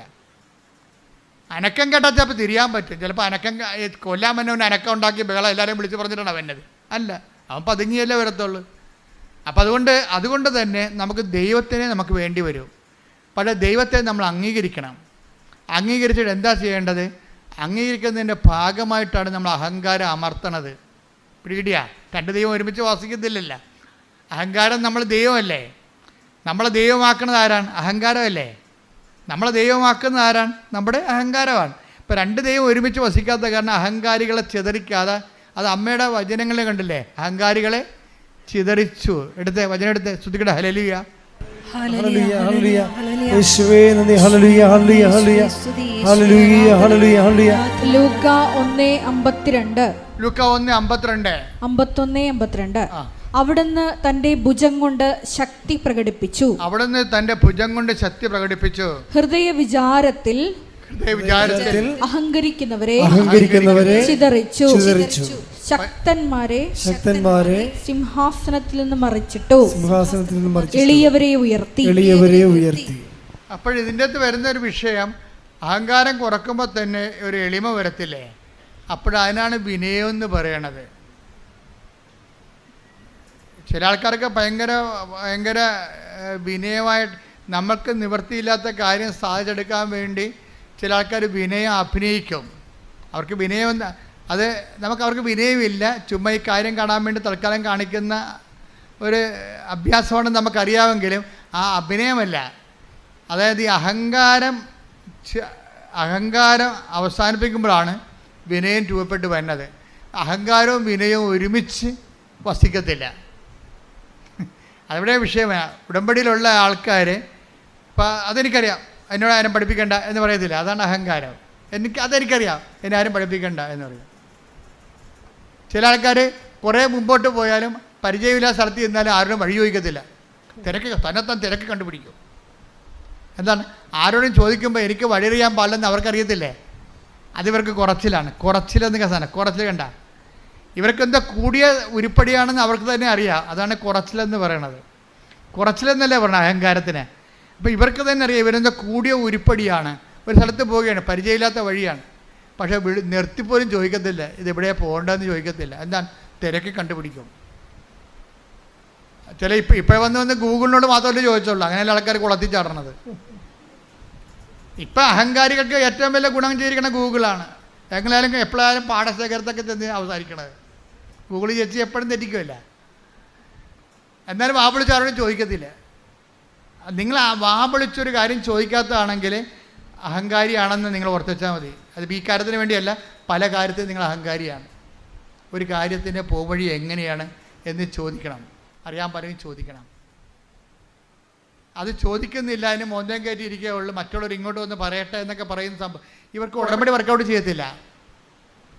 ഇത് മരിയ സ്പിരിച്വാലിറ്റി വർക്ക് ചെയ്യുന്ന സാധനമാണ്. അത് കാരണം അഹങ്കാരികളെ ഒന്നെങ്കിൽ ദൈവം ചിതറിക്കും, അല്ലെങ്കിൽ നമ്മളെ ചിതറിക്കണം. ഒപ്പിച്ചു പോകാൻ പറ്റത്തില്ല. അപ്പോൾ അത് വിനയാനെതിരെ അവൻ ഉയർത്തി. കണ്ട വചനത്തിൽ take the word of God. ലൂക്ക 1:52. ലൂക്ക 1:52. ശക്തന്മാരെ സിംഹാസനത്തിൽ നിന്ന് മറിച്ചിട്ടു. എളിയവരെ ഉയർത്തി. അപ്പൊ എളിയവരെ ആരാണ് ഉയർത്തുന്നത്? എളിയവരെ അവരുടെ ചിറ്റപ്പന അങ്കളാവെന്ന് ഉയർത്തുകയല്ല. ആരാണ് ഉയർത്തണത്? ദൈവം. എന്ന് വെച്ചാൽ എളിയവരെന്ന് പറയുമ്പോൾ മെറിറ്റ്, നോട്ട് ബൈ മെറിറ്റ് എന്നതിൻ്റെ അർത്ഥം എനിക്ക് യോഗ്യതയില്ല, പിന്നെ ആരാണ്? എന്നെ ഒന്ന് ഉയർത്തണമേ. അത് പറയാനുള്ള എളിമ പത്രോസിനുണ്ടായിരുന്നു. കടലിൽ മുങ്ങിയപ്പോഴേ പുള്ളിവൻ നാഥാ എന്ന് പറഞ്ഞില്ലേ, ഞാൻ നശിക്കുന്നു എന്ന് പറഞ്ഞില്ലേ, ഞാൻ തീർന്നെന്ന് പറഞ്ഞില്ലേ? തീർന്നില്ല, ഞാൻ നീന്തിക്കറിക്കൊള്ളാം, ഞാൻ 45 വയസ്സ് തൊട്ട് കടലിൽ തന്നെ ജനിച്ചാണ്, എനിക്ക് ആരുടെ സഹായം വേണ്ടെന്ന് പറഞ്ഞെങ്കിൽ പത്രോസിൻ്റെ അവസ്ഥ എന്തായിരുന്നു? പിടിയിട്ടില്ലേ? പത്രോസ് മുങ്ങിപ്പോവുകയാണ്. നാഥാ എന്ന് വിളിച്ചുകൊണ്ട് കൈ കാണിച്ച് എന്ന് വെച്ച് കഴിഞ്ഞാൽ അപ്പം കയറി പിടിച്ച് ആ കയ്യൊന്നും പിടിക്കാൻ പറയണ്ട, എനിക്കറിയാം നീന്താൻ. ഞാൻ 45 വയസ്സിൽ വന്ന് കടൽ കണ്ട ആളാണ്. ഞാൻ 8-ാം വയസ്സിൽ കടൽ കണ്ട ആളാണ്. നിങ്ങൾ കാർപ്പൻ്റർ അല്ലേന്ന് ചോദിച്ചാൽ പണി കിട്ടുക. അതാ വിഷയം. അത് നമ്മൾക്ക് എളിമയുണ്ടോ ഇല്ലയെന്നറിയാൻ നമ്മൾക്ക് മറ്റുള്ളവരുടെ സഹായത്തിന് നമ്മൾ വാ പൊളിച്ച് മിണ്ടുമോ ഇല്ലയോ, അതാണ് അഹങ്കാരികളുടെ മിണ്ടത്തിലവർ. ചോദിക്കത്തില്ല, പരമാവധി തന്നെത്താൻ തന്നെ ചെയ്യാൻ നോക്കും. ദൈവം അത് ഉദ്ദേശിക്കണില്ല. കാര്യം നമുക്ക് ചെയ്യാൻ എല്ലാം തന്നെത്താൻ പറ്റത്തില്ല. തന്നെത്താൻ പറ്റാത്ത ഒത്തിരി കാര്യങ്ങളുണ്ട്. നിങ്ങൾ ഇംഗ്ലീഷ് സിനിമയിലൊക്കെ കണ്ടു കാണാം. ഈ ഞാൻ പണ്ടൊരു എക്സ്കർഷന് പോയപ്പോൾ എന്നെ ഈ child pregnancy and child birth എന്ന് പറഞ്ഞൊരു ഡോക്യുമെൻ്ററി. അപ്പോൾ ഒരു മദാമ തന്നെ കൊച്ചിനെ വലിച്ചെടുക്കുകയാണ്. പ്രഗ്നൻ്റാണ്, തന്നെത്താൻ മദാമ തന്നെ. എന്നിട്ട് ആ പ്ലാസൻ്റെയൊക്കെ കടിച്ചു പൊട്ടിക്കണം. എന്തെല്ലാം പരാക്രമം. പക്ഷേ ആ സിനിമയിലേ ഉള്ളൂ. നിങ്ങൾക്കറിയാമല്ലോ, പ്രസവിക്കണമെങ്കിൽ 5 നേഴ്സുമാർ വേറെ വേണമെന്ന്. അതാണ് സംഭവം. അത് സിനിമയിലേ ഉള്ളു. അത് കണ്ടുകൊണ്ട് ആരും തന്നെത്താൻ പ്രസവിക്കാൻ പോകരുത്, പണി കിട്ടും. എന്ന് വെച്ചാൽ ദൈവം ഇവിടെ സൃഷ്ടിച്ചിരിക്കണം മറ്റുള്ളവരെ കൂടി കണ്ടുകൊണ്ടാണ്. മറ്റുള്ളവർ നമ്മളെ സഹായിക്കണം, നമ്മളവരെ സഹായിക്കണം. അങ്ങനെ പരസ്പരം ആശ്രയിച്ചും സ്നേഹിച്ചും ജീവിക്കണം. അങ്ങനെ ഒരു സ്നേഹത്തിൻ്റെ കൂട്ടായ്മയുടെ വളർച്ചയിലാണ് നമ്മൾ ജീവിക്കാൻ ദൈവം ഉദ്ദേശിക്കുന്നത്. ശ്രുതികട്ടെ hallelujah, hallelujah, hallelujah, hallelujah, hallelujah, hallelujah. യേശുവേ നന്ദി, ഹല്ലേലൂയ, ഹല്ലേലൂയ. സ്തുതിയും പുകഴ്ചയും ഉണ്ടായിരിക്കട്ടെ. നമ്മുടെ സബ്ജക്റ്റ് എന്താണെന്ന് അറിയാമല്ലോ, ഉടമ്പടിയും പെരുമാറ്റവും. പിടിയ അതാ സബ്ജക്റ്റ്. അതിൻ്റെ കണ്ടന്റ് വൈസ് എന്താണ്, എന്തുമാത്രം എളിമ നമ്മൾക്ക് ഉണ്ട്. എളിമയുടെ അഹങ്കാരം ഈ 2 വിഷയങ്ങളാണ്. അവിടെ മരിയൻ സ്പിരിച്വാലിറ്റി അനുസരിച്ചുകൊണ്ട് അഹങ്കാരികളെ ചിതറിക്കുകയും എളിയവരെ ഉയർത്തുകയും ചെയ്യും. എളിയവരെ ഉയർത്തുക എന്ന് പറയുമ്പോൾ ആ വിനയാന്യത എന്ന് പറഞ്ഞാൽ എന്താണ്? നോട്ട് ബൈ മെറിറ്റ് എന്ന അർത്ഥം. വിനയം തന്നെ എങ്ങനെയാണ്? നമ്മുടെ കഴിവല്ല, നമ്മുടെ യോഗ്യതയല്ല, പിന്നെ അങ്ങയുടെ കൃപ കൊണ്ട്. അതെല്ലാം ഉടമ്പടി വചനങ്ങളാണ്. മരിയ സ്പിരിച്വാലിറ്റി പറയണതെല്ലാം ഉടമ്പടി വചനങ്ങളാണ്. എന്താണ്? അഹങ്കാരികളെ ചിതറിച്ചു എന്നുവെച്ചാൽ എൻ്റെ മെറിറ്റ് തീർന്നു. പിന്നെന്താണ്? വിനയാനെതിരെ ഉയർത്തി. ഗ്രേസാണ് പിന്നെ ഉയർത്തണത്, ദൈവമാണ് ഉയർത്തണത്.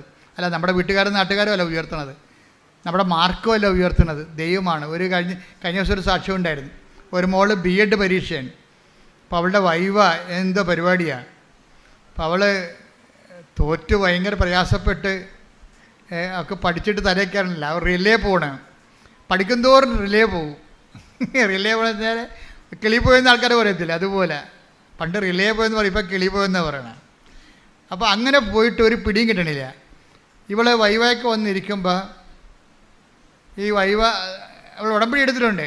മാതാവ് മാത്രമേ ഒരു ആശ്രയമുള്ളൂ, അവൾക്ക് സ്വന്തമായിട്ട് ആശ്രയമില്ല. പഠിച്ചതൊന്നും ഓർക്കണില്ല. അവളുടെ റിലേ പോയി. അപ്പോൾ റിലേ പോയെന്ന അർത്ഥം, കിളി പോയെന്ന അർത്ഥം എന്താ? മെറിറ്റ് പോയെന്ന അർത്ഥം. ഉടമ്പടി ഭാഷയിൽ എന്താണ്? അവൾ പഠിച്ചു, പക്ഷേ അവളുടെ തല നിൽക്കണില്ല, റിലേ പോയി. അപ്പോൾ മാതാവേ നീയേ ഉള്ളു കേട്ടാ. അപ്പോൾ അമ്മയും പറയും, നീ ചെല്ലടി മോളെ, മാതാവ് ഉണ്ടാകും കൂടാ എന്ന് പറയും. അപ്പോൾ ഇവൾ ചെല്ലുമ്പോൾ തന്നെ വൈവാക്കിയിരിക്കണ മാഷ് പേടിച്ചും വിറച്ചൊക്കെ തന്നെ ചെല്ലണത്. മാഷ് ഇവളെ കണ്ട് പറയും, നീ ഇത്രയും പേടിക്കേണ്ട കാര്യമൊന്നുമില്ല, നീ കൃപാസനത്തിൽ പോയൊരു ഉടമ്പടി എടുക്കുമെന്ന് പറയും. ആര്? അവിടെ ഇരിക്കണ മാസ്റ്റർ ഇവളോട് പറയണേ കൃപാസനത്തിൽ പോയൊരു ഉടമ്പടി എടുക്കാൻ. എക്സ്റ്റേണൽ എക്സാം, എക്സ്റ്റേണൽ അസസ്മെൻറ്റിലെ. അപ്പോൾ നീ കൃപാസനത്തിൽ പോയി ഉടമ്പടി എടുക്കാൻ പറയും. അപ്പോൾ ഉടനെ അയാൾ ഈ പെങ്കൊച്ചെന്ത് ചെയ്യുന്നത്, അവളുടനെ അവളുടെ പേഴ്സ് കൊടുത്തിട്ട് അവളെടുത്ത് ഉടമ്പടിയുടെ കാശ് രൂപ ഈ മാഷിനെ കാണിക്കും. ഞാൻ അവിടെ പോയതാണ്, ഉടമ്പടി എടുത്തതാണ്. അപ്പോൾ മാഷ് എന്ത് ചെയ്യും? മാഷിൻ്റെ ബാഗ് തുറന്ന് മാഷിൻ്റെ ഉടമ്പടി കാശ് രൂപം കാണിക്കും. ഒക്കെ അപ്പോൾ അവർ തമ്മിൽ ഉടമ്പടി കൂട്ടായി. കുറേ ആൾക്കാർ ഉടമ്പടി വഴി ഒത്തിരി പേര് അങ്ങോട്ടും ഇങ്ങനെ സഹായിക്കുന്നുണ്ട്. നിങ്ങൾ അങ്ങനെ ഇരിക്കണം കേട്ടാ. അതുകൊണ്ടാണ് ഉടമ്പടി നിങ്ങളുടെ കഴുത്തേക്ക് കെട്ടി തന്നിരിക്കുന്നത്. അങ്ങോട്ടും ഇങ്ങോട്ടും കണ്ടാൽ മനസ്സിലാക്കണം. അതാണ് ഒരു കാരണം. സഹായിക്കാൻ പറ്റുന്നവരാണെങ്കിൽ അങ്ങോട്ടും ഇങ്ങോട്ടും സഹായിക്കണം, അതാണ് വിഷയം. അപ്പം അതുകൊണ്ട് മാഷ് പറഞ്ഞ് നിനക്ക് സപ്ലി തരത്തില്ല, നീ പോയി 2ാമത് ട്രൈ ചെയ്യാൻ പറയും. അവൾ കമ്പ്യൂട്ടർ ട്രൈ ചെയ്തുകൊണ്ടിരിക്കുകയാണ്. 3/4 മണിക്കൂർ എടുത്തപ്പോൾ അവൾ ചെയ്തതിൻ്റെ അകത്തൊരു മിസ്റ്റേക്ക് ഉണ്ടായി. ഒരു ഹാഷ്, ഒരു സ്പേസ് എക്സ്ട്രാ കിടപ്പുണ്ട്. അവൾ 3/4 മണിക്കൂർ കൊണ്ട് നോക്കിയപ്പോൾ മാതാവ് കാണിച്ചു കൊടുത്ത് ഈ സ്പേസാണ് ഈ പ്രശ്നം ഉണ്ടാക്കിയിരിക്കുന്നത്. ആ സ്പേസ് അവൾ കമ്പ്യൂട്ടറെ കളഞ്ഞു കഴിഞ്ഞപ്പോൾ മൊത്തം മാർക്ക് അവൾ ജയിച്ച് പരീക്ഷയ്ക്ക്. ഹല്ലേലൂയ. യേശുവേ നന്ദി. അപ്പം അമ്മ സഹായിക്കണ രീതി കണ്ട, ഏത് പരീക്ഷ ഹോളിലായാലും അമ്മയുടെ ആളെ വെച്ചിട്ട് നിന്നെ ഗൈഡ് ചെയ്യും. അപ്പോൾ നിനക്ക് പുറകെ കണ്ണില്ലെങ്കിലും അമ്മയുടെ കണ്ണവിടെ വർക്ക് ചെയ്യുന്നുണ്ട്, നിന്റെ കൂടെ സഞ്ചരിക്കുന്നുണ്ട്. ഏത് പരീക്ഷാ ഹോളിലും പ്രാർത്ഥിക്കുക, കർത്താവായ ദൈവമേ, കർത്താവായ ദൈവമേ, ഈ ദൈവസ്നേഹത്തിന്റെ സ്വർഗീയ കൂട്ടായ്മയിലെ ഈ ദൈവസ്നേഹത്തിന്റെ സ്വർഗീയ കൂട്ടായ്മയുടെ അതിന്റെ ഭാഗമാകാൻ കഴിയുന്നത് ദൈവകൃപയായി ഞാൻ തിരിച്ചറിഞ്ഞുകൊണ്ട് ഞാൻ അങ്ങയുടെ കാരുണ്യത്തെ മഹത്വപ്പെടുത്തുന്നു. ഈ അരൂപിയിൽ നിലനിൽക്കുവാൻ പ്രത്യേക അഭിഷേകം നൽകണമേ. ശ്രുതിക്കട്ടെ, ഹല്ലേലൂയ.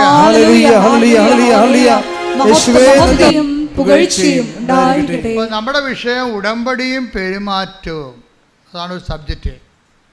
അതിലൂടെയാണ് അങ്ങനെ വരുമ്പോൾ ദൈവം ഏത് സമയത്ത് വേണമെങ്കിലും നമുക്ക് ദൈവത്തിന് നമ്മുടെ മെരിട്ട് പോകുന്ന എല്ലാ ഇടങ്ങളിലും ഗ്രേസ് വർക്ക് ചെയ്യുന്ന രീതി അതാണ്. ഇപ്പോൾ ഇവർക്ക് ഗ്രേസ് വർക്ക് ചെയ്ത് കണ്ടില്ലേ? ഇതുപോലെ തന്നെയാണ് നമ്മുടെ സുനിലിൻ്റെയും ബീനയുടെയും കഥ പറഞ്ഞില്ലേ? ഇപ്പോൾ സുനിലും എന്താ വീണ്ടും കിടപ്പായി, പുള്ളി സാക്ഷ്യം പറഞ്ഞില്ല, ദൈവത്തിൻ്റെ പ്രൊട്ടക്ഷൻ പോയി, സംരക്ഷണം പോയി. സാക്ഷ്യം പറഞ്ഞാൽ എന്ത് പറ്റും? സംരക്ഷണം പോകും. അപ്പോൾ പുള്ളി വീണ്ടും തലച്ചോറ് ശോഷിച്ച് വീണ്ടും കിടപ്പായി. പിന്നെ അടുത്ത പരിപാടി എന്താണ്? 42 വയസ്സാകുമ്പോൾ മരിക്കും. അതാണ് കണക്ക്. 5 പേര് അങ്ങനെ 5 പേരെ ഒരു വീട്ടിൽ മരിച്ചിരിക്കുന്ന സെയിം രോഗമാണ്. ഇപ്പോൾ 2 പേര് കിടപ്പുണ്ട് മരിക്കാൻ വേറെ. ഈ സുനിൻ്റെ വീട്ടിൽ 2 പേര് ഇത് കിടപ്പുണ്ട്, വേറെ കിടപ്പുണ്ട്. ഇയാൾ 3ാമത്തെ ആളാണ് ആ കുടുംബത്തിൽ ഇപ്പം കിടക്കണത്. ഇയാൾ എഴുന്നേറ്റിട്ട് പിന്നെയും കിടക്കുകയും. ഇത് ഒരുമാതിരി സംഭവമല്ല ശരിക്കും പറഞ്ഞാൽ, ഒരു അത്ഭുതമായ ഒരു സംഭവമാണ്. അപ്പോൾ ആദ്യം ഇവർക്ക് അനുഭവം കിട്ടിയല്ല. എന്താ കാര്യം? പണ്ടിതുപോലെ കിടന്നു പോയിട്ട് കൃപാസനം അമ്മ രക്ഷപ്പെടുത്തിയതല്ലേ. പക്ഷേ ഇവരെന്ത് ചെയ്ത്? സാക്ഷ്യം പറഞ്ഞില്ല. അത് കാരണം സംഭവം തിരിച്ചു വന്നു. അപ്പോൾ ബീനയ്ക്ക് കാര്യം മനസ്സിലായി. ബീന വന്നിട്ട് വീണ്ടും ഉടമ്പടി എടുത്തിട്ട് കൊണ്ടുപോയി ഭർത്താവ് കിടപ്പാണല്ലോ, ഭർത്താവിൻ്റെ കാലിലെ വെള്ളയിലെ നെറുകയിലുമൊക്കെ ഉടമ്പടി തൈലം വിശ്വാസ പ്രമാണം ചൊല്ലി പുരട്ടി ഒരു ദിവസം കഴിഞ്ഞപ്പോൾ ബീന നോക്കി നിൽക്കുമ്പോൾ ഭർത്താവിൻ്റെ മുറിയിൽ നിന്ന് ഒരു നീല വെളിച്ചം ഇങ്ങനെ ഉരുണ്ട് വന്ന് ഫ്രണ്ടിലെ വാതിലെ കൂടി പുറത്തേക്ക് പോണ്. അപ്പോൾ ഇവൾ പൊളിച്ച് ഇതെന്ത് പരിപാടിയെന്ന്. ഇവൾ ഓടി മുറിയിലോട്ട് വന്നപ്പോൾ ഉണ്ട് ഭർത്താവ് നടന്നു തന്നെ. Hallelujah, hallelujah. യേശുവേ നന്ദി. അപ്പോൾ ഈ സുനില് പറഞ്ഞ, എടീ ഇപ്പോൾ ഒരു സംഭവം നടന്നെടീ, മാതാവ്, ഞാനിങ്ങനെ ഒരു അരമയക്കത്തിലായിരുന്നു. അപ്പോൾ മാതാവ് വന്നിട്ട് എൻ്റെ 2 വെള്ളയും കൂടി കൂട്ടിവെച്ചിട്ട് കാലയിൽ ഒറ്റ അടി വെച്ച് തന്നു. എന്നിട്ട് അമ്മ പോയെന്ന് പറഞ്ഞു. അതോടുകൂടി എൻ്റെ അസുഖം മാറിയെന്ന് പറഞ്ഞു. അപ്പോൾ സുനിലിന് മനസ്സിലായി അമ്മ ഭാര്യയും ഭർത്താവും കൂടി വന്ന് മെനയെന്ന് സാക്ഷ്യം പറഞ്ഞിട്ടുണ്ട്. സാക്ഷ്യം എന്ന് പറഞ്ഞാൽ എന്താ? ശരിക്കും പറഞ്ഞാൽ ദൈവത്തിൻ്റെ മഹത്വം, ദൈവത്തിന് കൊടുക്കാനുള്ള മഹത്വം നമ്മൾ ദൈവത്തിന് കൊടുക്കണം, അല്ലെ കടക്കാരാകും. പക്ഷേ ദൈവം ക്ഷമിക്കുമെന്ന് ഉറപ്പായില്ലേ ഇപ്പം? അല്ലേ? നമ്മളാരും നശിച്ച് കാണാൻ ദൈവം ആഗ്രഹിക്കുന്നില്ല. സത്യമാർഗം സ്വീകരിക്കാൻ എന്ന് മാത്രമേ ഉള്ളൂ. നമ്മളാരും നശിച്ചരുതെന്നും, take the word of God, ആരും നശിച്ചു പോകരുതെന്നും. ശ്രുതിക്കട്ടെ, ഹല്ലേലൂയ, ഹല്ലേലൂയ, ഹല്ലേലൂയ, ഹല്ലേലൂയ. യേശുവേ നന്ദി. Hallelujah, hallelujah, hallelujah, hallelujah, hallelujah, hallelujah, hallelujah. യേശുവേ. 2 പത്രോസ് 3:9. 2 പത്രോസ് 3:9. കാലവിളംബത്തെക്കുറിച്ച് ചിലർ വിചാരിക്കുന്നത് പോലെ കർത്താവ് തന്റെ വാഗ്ദാനങ്ങൾ പാലിക്കുന്നതിൽ താമസം വരുത്തുന്നില്ല.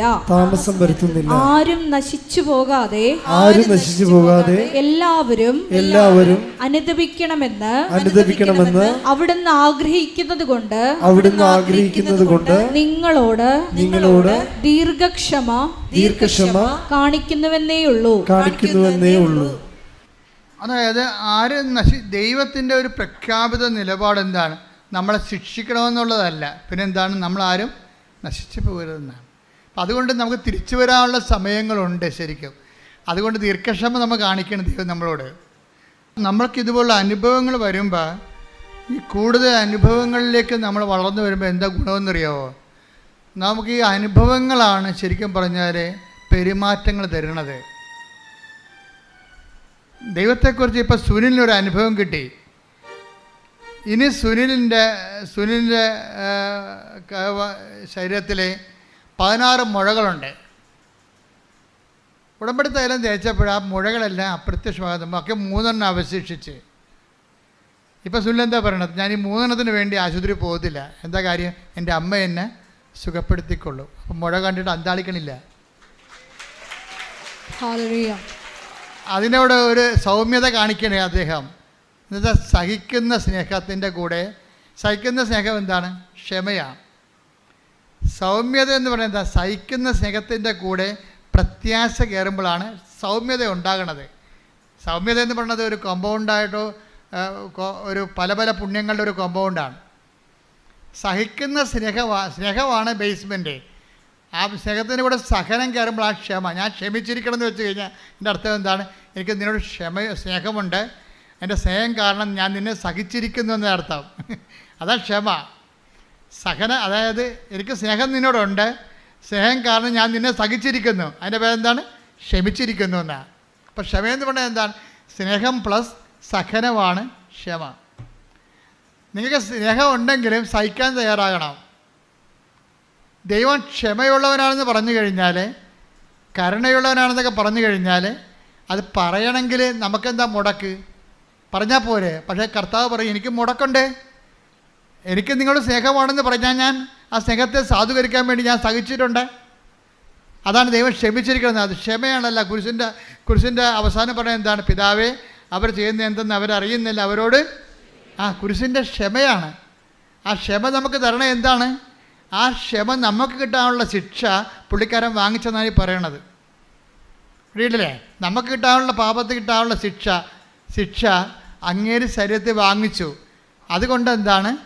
അങ്ങേര് നമുക്ക് വേണ്ടി സഹിച്ചു. സ്നേഹത്തിൻ്റെ കൂടെ സഹനം വരുമ്പോഴാണ് സഹിക്കുന്ന സ്നേഹം ഉണ്ടാകുന്നത്. ഈ സഹിക്കുന്ന സ്നേഹമാണ് ക്ഷമ. അപ്പം ക്ഷമയെന്ന് പറയുമ്പോൾ സഹിക്കണം, അല്ലാതെ ക്ഷമ എന്ന് പറഞ്ഞൊരു കാര്യമില്ല. ചില ആൾക്കാർ പറഞ്ഞില്ലേ, ഞാൻ ക്ഷമിച്ചിരിക്കുന്നു പക്ഷെ ഞാൻ മറക്കത്തില്ല. അടി മോദത്തിൽ കൊടുക്കേണ്ടതാണ് അവൻ്റെ. എന്താ കാര്യം? ക്ഷമിച്ചാൽ ദൈവം മറക്കും. ക്ഷമിച്ചെന്ന് വെച്ചാൽ പിന്നെ അതിനെക്കുറിച്ച് ഓർക്കത്തില്ല. ഓർത്ത് കഴിഞ്ഞാൽ നമ്മുടെ മോന്ത മാറും. ഇല്ലേ? ക്ഷമിച്ചെന്ന് പറഞ്ഞിട്ട് പിന്നെയും ഈ തേള് കുത്തിയ മോന്തയായിട്ട് നടക്കുകയല്ലേ. ക്ഷമിച്ചു എന്ന് പറഞ്ഞിട്ട് പിന്നെയും നമ്മുടെ മോന്ത അവരെ കാണുമ്പോൾ തേള് കുത്തിയ പോലെ ഇരിക്കും. നീ ആരെങ്കിലും നിങ്ങൾ കാണുമ്പോൾ തേള് കുത്തിയ മോന്ത കാണിച്ചിട്ടുണ്ടെങ്കിൽ നീ ക്ഷമിച്ചിട്ടില്ല അവരോട്. അതാ വിഷയം. കാര്യം എന്താണ്? സഹിക്കാൻ നീ തയ്യാറല്ല. കാര്യം ക്ഷമയെന്ന് പറഞ്ഞാൽ എന്താണ്? സഹിക്കുന്ന സ്നേഹമാണ്. ഈ സഹിക്കുന്ന സ്നേഹം ചില ആൾക്കാർ നമ്മൾ പലവട്ടം സഹിക്കേണ്ടി വരും. ഭർത്താവിനും ഭാര്യനൊക്കെ ഉള്ള കുഴപ്പം അതാ. കാര്യം രണ്ടും ഒരു കൂരെ താമസിക്കുകയല്ലേ. പലവട്ടം ഞങ്ങൾക്കൊരു ഇടവകയിൽ ചെന്ന് കഴിഞ്ഞാൽ 5 കൊല്ലം ഇടവക്കാർ നമ്മളെ സഹിച്ചാൽ മതി. 5 കൊല്ലം കഴിയുമ്പോൾ ബിഷപ്പ് പറയും വണ്ടി വിട്ടേക്കാൻ പറയും അടുത്ത ഇടവകയിലോട്ട്, അടുത്ത ഇടവക്ക് പണി ഉണ്ടാക്കാൻ വേണ്ടി. എന്നാലും ഞങ്ങൾ പരമാവധി ആൾക്കാർ സ്നേഹിച്ചൊക്കെയാണ് ജീവിക്കുന്നത്. പരമാവധി എല്ലാ കാര്യങ്ങളും ഇടപെടുകയും ചെയ്യും. ഞാനോർക്കണേ ഇനി ഒരു ജന്മം കിട്ടിയാൽ ഞാൻ കത്തോലിക്ക പുരോഹിതനാകും. എന്താ കാര്യം? ജനങ്ങളെ സ്നേഹിക്കാൻ ഇതുപോലുള്ള ഒരു അവസരമുള്ള ഒരു ശുശ്രൂഷ വേറെയില്ല. ഞാനെന്തുകൊണ്ടാണ് നിങ്ങൾക്ക് രാത്രിയും പകലും സംരംഭ്യമാക്കണത്? എന്താ കാര്യം? എന്നെ കൈയും കാലും കെട്ടാൻ എനിക്ക് ആരുമില്ല.